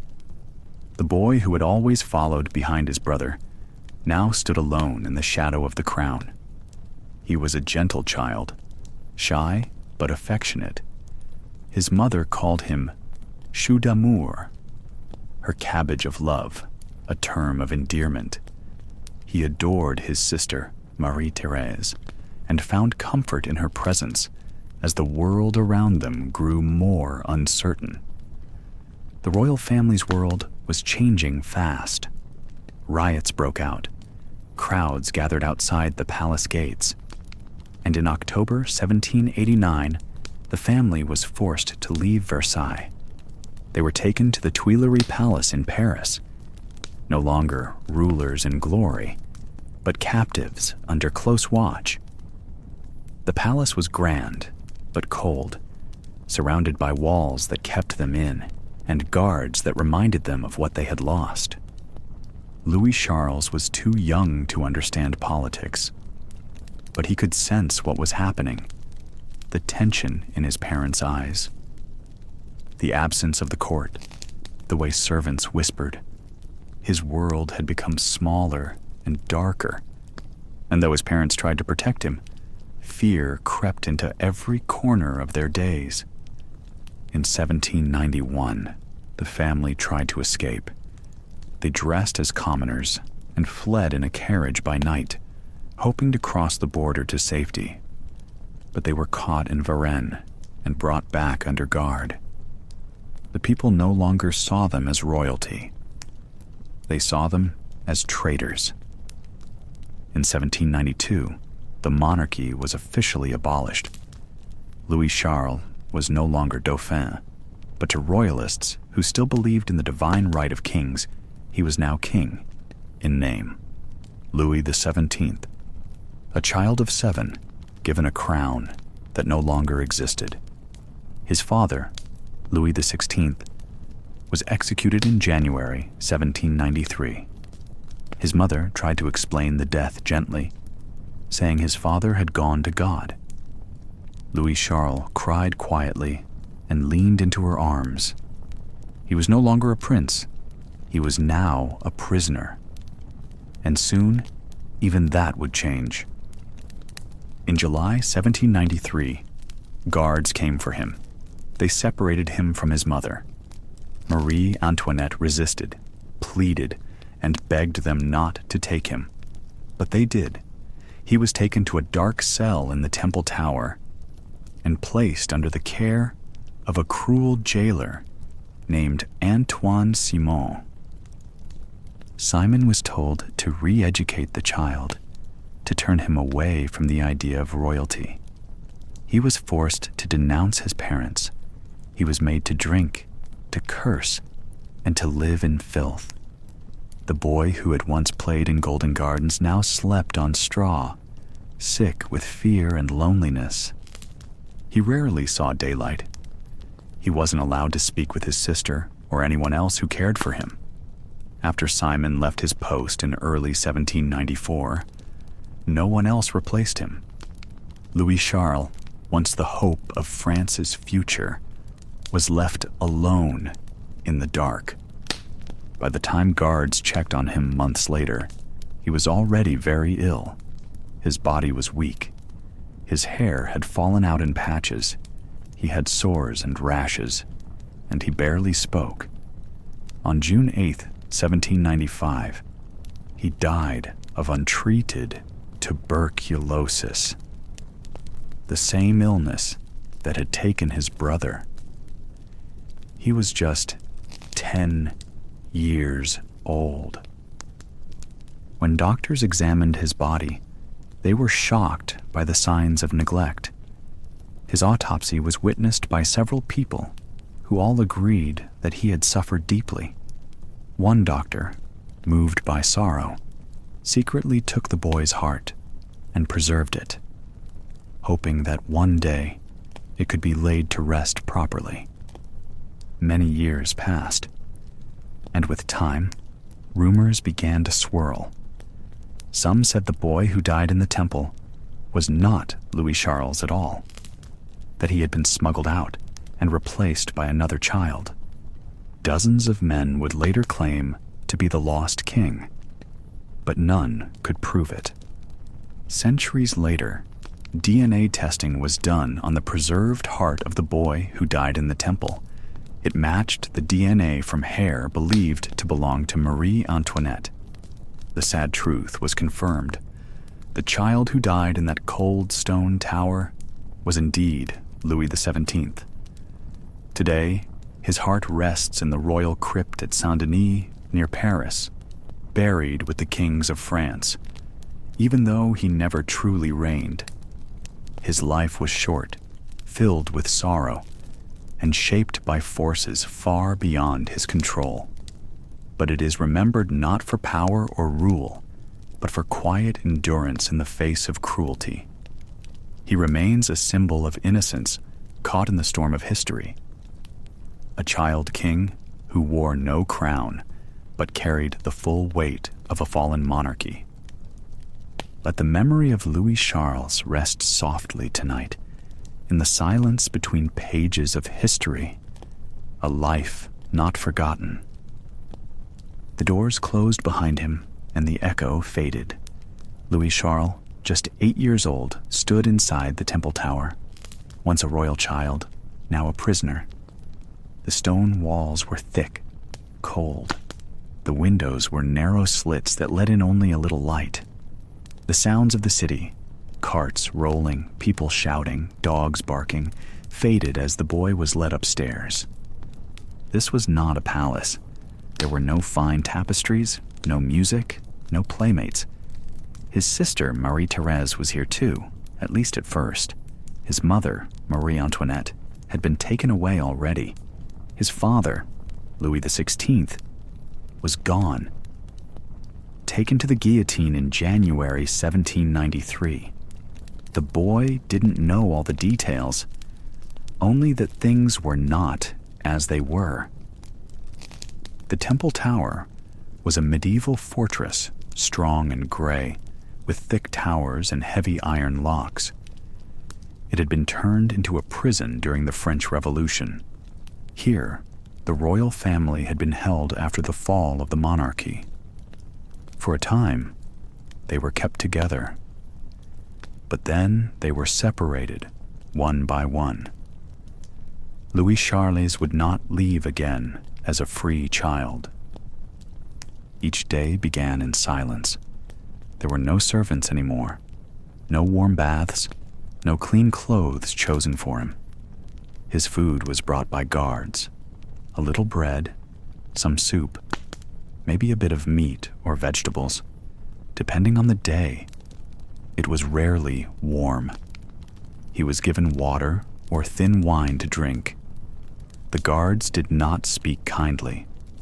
They had orders to watch him, not comfort him. Sometimes he had a cell to himself. Sometimes he had someone watching him at all hours. Once, the jailers gave him a toy, a spinning top, just to see how he'd react. Other times, he was ignored for days. There were no books, no tutors, and no lessons like before. The boy who had once been called a dauphin, heir to the throne of France, now sat alone in a bare room, his future taken from him. He slept on a simple bed, not the royal one he used to know. The mattress was thin, the blanket rough. The nights were cold. The window let in wind, and the stone walls held no warmth. There was no fire in the grate, only a candle sometimes if the guards allowed it. Most of the time, darkness filled the room. The worst of it came after July 1793. That summer, they took away his sister too. Marie-Thérèse was moved to another room, and from then on, Louis Charles was alone. For over 6 months, no one from his family saw him. And for much of that time, no one really knew what was happening to him inside those stone walls. During this period, the prison caretakers changed. Some treated him roughly. Revolutionary guards, angry at his family and what they believed the monarchy had done to France, saw him as a symbol, not a child. A few tried to force him to say things against his mother. He was young, confused, scared, and said what they wanted to hear. Words he may not have understood. There were times he cried through the night. Other times he did not speak at all. He grew thinner, weaker. His clothes wore out and were not replaced. The boy who had once had painted portraits and fine jackets now wore the same shirt until it frayed. His hair grew long and tangled. No one brushed it. No one washed it. Still, the days passed, slowly and the same. The guards changed shifts. The meals stayed simple. Sometimes, if a guard was kind, he might bring a little extra food or speak gently. But most of the time, the boy was left alone with his thoughts. He may have remembered the gardens of Versailles, or the games he played with his sister, or the soft voice of his mother singing. He may have thought of his pet birds, or the lessons he once disliked but now missed. But these were fading memories. The tower became his world. Outside, the revolution raged on. More nobles were arrested. Trials and executions filled the streets with fear. Inside the temple, Louis Charles was forgotten by many. He was no longer called Prince. Some now called him Capet, using his family's ancient name as if to strip away his identity. By 1794, his health had worsened. Illness had crept in. He had a cough that would not go away. His skin grew pale. The sunlight barely touched him anymore. But the revolution had begun to turn. The most violent leaders were falling. New ones were rising. And slowly, a few voices began asking, what had become of the boy? In July 1794, a new jailer came. He found Louis Charles in poor condition, dirty, sick, weak. The boy said little, but he was still alive. Better care was ordered. He was moved to a cleaner cell, given a doctor, clean clothes. But by then, much had been lost. He was no longer the healthy child who once played in royal gardens. He lived in the Temple Tower until June 1795. That was when he died. Just 10 years old, likely from tuberculosis, though no one knows for sure. His body was buried quickly.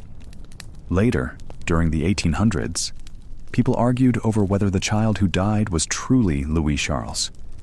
But the history remains.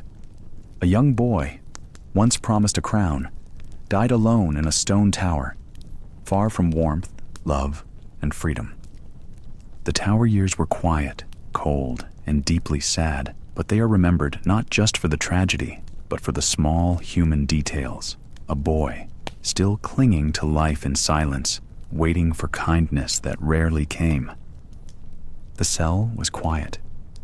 Too quiet for someone who had grown up in the echoing halls of Versailles, where footsteps on marble and rustling silk filled the air. Now there was only the sound of her own breathing, and, sometimes, a faint scrape from the corridor when guards shifted their weight. Marie-Thérèse was just a girl when the walls closed in. The monarchy was gone, the palace stormed, and her parents executed. The revolution had not spared her family. Now, in this prison cell deep inside the temple tower, she was alone. Her little brother, Louis Charles, the Dauphin, had once shared this prison with her, but now he was gone too. They had taken him from her in the summer of 1793. She was 14. He was only 8. She would not see him again. She would not even hear clear news of his death until many years later. The guards told her nothing. They came, they watched, they left. Some were cruel, jeering at her through the bars. Others avoided her eyes, uncomfortable with the child locked in silence. The days stretched long. No books, no pen, no paper, just a cot, a wooden stool, and a window too high to reach. Time softened. Days folded into each other. She measured them by meals, a bowl of soup, bread, water. When she was lucky, there might be a piece of boiled meat. When not, stale crusts. She was never starved, but she was forgotten. And so, she remembered instead. She remembered her father's soft voice. He had been a calm man, not always strong, not always sure, but gentle. He had tried to keep the family together during their last days in the Tuileries Palace. He read to them from the Bible. He taught Louis Charles his lessons. He kissed them both before going to trial, and when they took him to the guillotine in January 1793, he faced death with dignity. She never got to say goodbye. Her mother stayed with them longer. Marie Antoinette, once Queen of France, had lost her power, her jewels, her silks, but in prison, she had been fiercely protective. They cut her hair, they took away her dignity, but not her love. She whispered stories to the children at night, held their hands, and tried to keep them from fearing the dark. They took her away in October. Marie-Thérèse had not known it would be the last time. Even the aunts were gone. Madame Elizabeth, her father's sister, had been her last companion. She was pious, kind, and brave. When they took her too, to face the same fate as her brother and sister-in-law, Marie-Thérèse was left completely alone. 2 years passed like this. She wrote later that no one ever told her anything. That silence was the heaviest thing. No news, no answers, not even word of her brother's death. When he stopped appearing, they simply said he was no longer there. She asked. They ignored her. He had been kept in a separate cell, badly treated, growing sick, until he finally died, likely of neglect and disease. But she was told nothing. Alone, she filled her mind with memories. The long walks through the gardens at Versailles, her governess's soft singing, the smell of roses, the sound of fountains, the cool marble under her bare feet. She was a child, born into the most lavish court in Europe. She now slept on straw and spoke to no one. And yet, she did not break. When the monarchy had fallen, and the crowd screamed outside the palace gates, they had hoped to see the royals collapse. But Marie-Thérèse held herself together, quietly, day by day. She refused to scream. She refused to curse her captors. She waited. In late 1795, her waiting ended. The new government, eager to appear merciful, agreed to release her in exchange for French prisoners abroad. After years of silence, a guard finally spoke to her. "You're leaving," he said. She packed her few things. She asked again about her brother. They gave no answer. She left the Temple Tower on December 18th. She was 17. Outside the prison gates, the world had changed. The France she knew was gone. Her family was dead. Her childhood was a wound that would never fully close. But she stepped onto the road to Austria, traveling through snow and wind, toward a foreign land where some part of her family, her mother's, still lived. She lived on. She would marry her cousin, the Duke of Angoulême. She would become Duchess. She would write memoirs. She would return to France for a time during the Bourbon Restoration, walking again through palaces that once echoed with her parents' footsteps. But she never had children. She never forgot. Some said she was cold. Others said she was strong. In truth, she was a girl who had grown up too fast, watched her world crumble, and still found a way to live. Long after her death, they found her writings. In them, she described her time in prison not with anger, but with quiet pain. "I forgive those who have harmed me," she wrote, "but I will never forget." In the end, Madame Royale survived not by resisting the silence, but by sitting with it. She let the grief pass through her. She held on to the memory of her family, and she walked forward, even when she didn't know where the road would lead. Thanks for listening. If you're already asleep, great. We've successfully lulled you to sleep. And if you're still awake, well, that's impressive. If you genuinely enjoy these boring stories about history, feel free to subscribe to our channel whenever you're in the mood. Sleep well, and good night.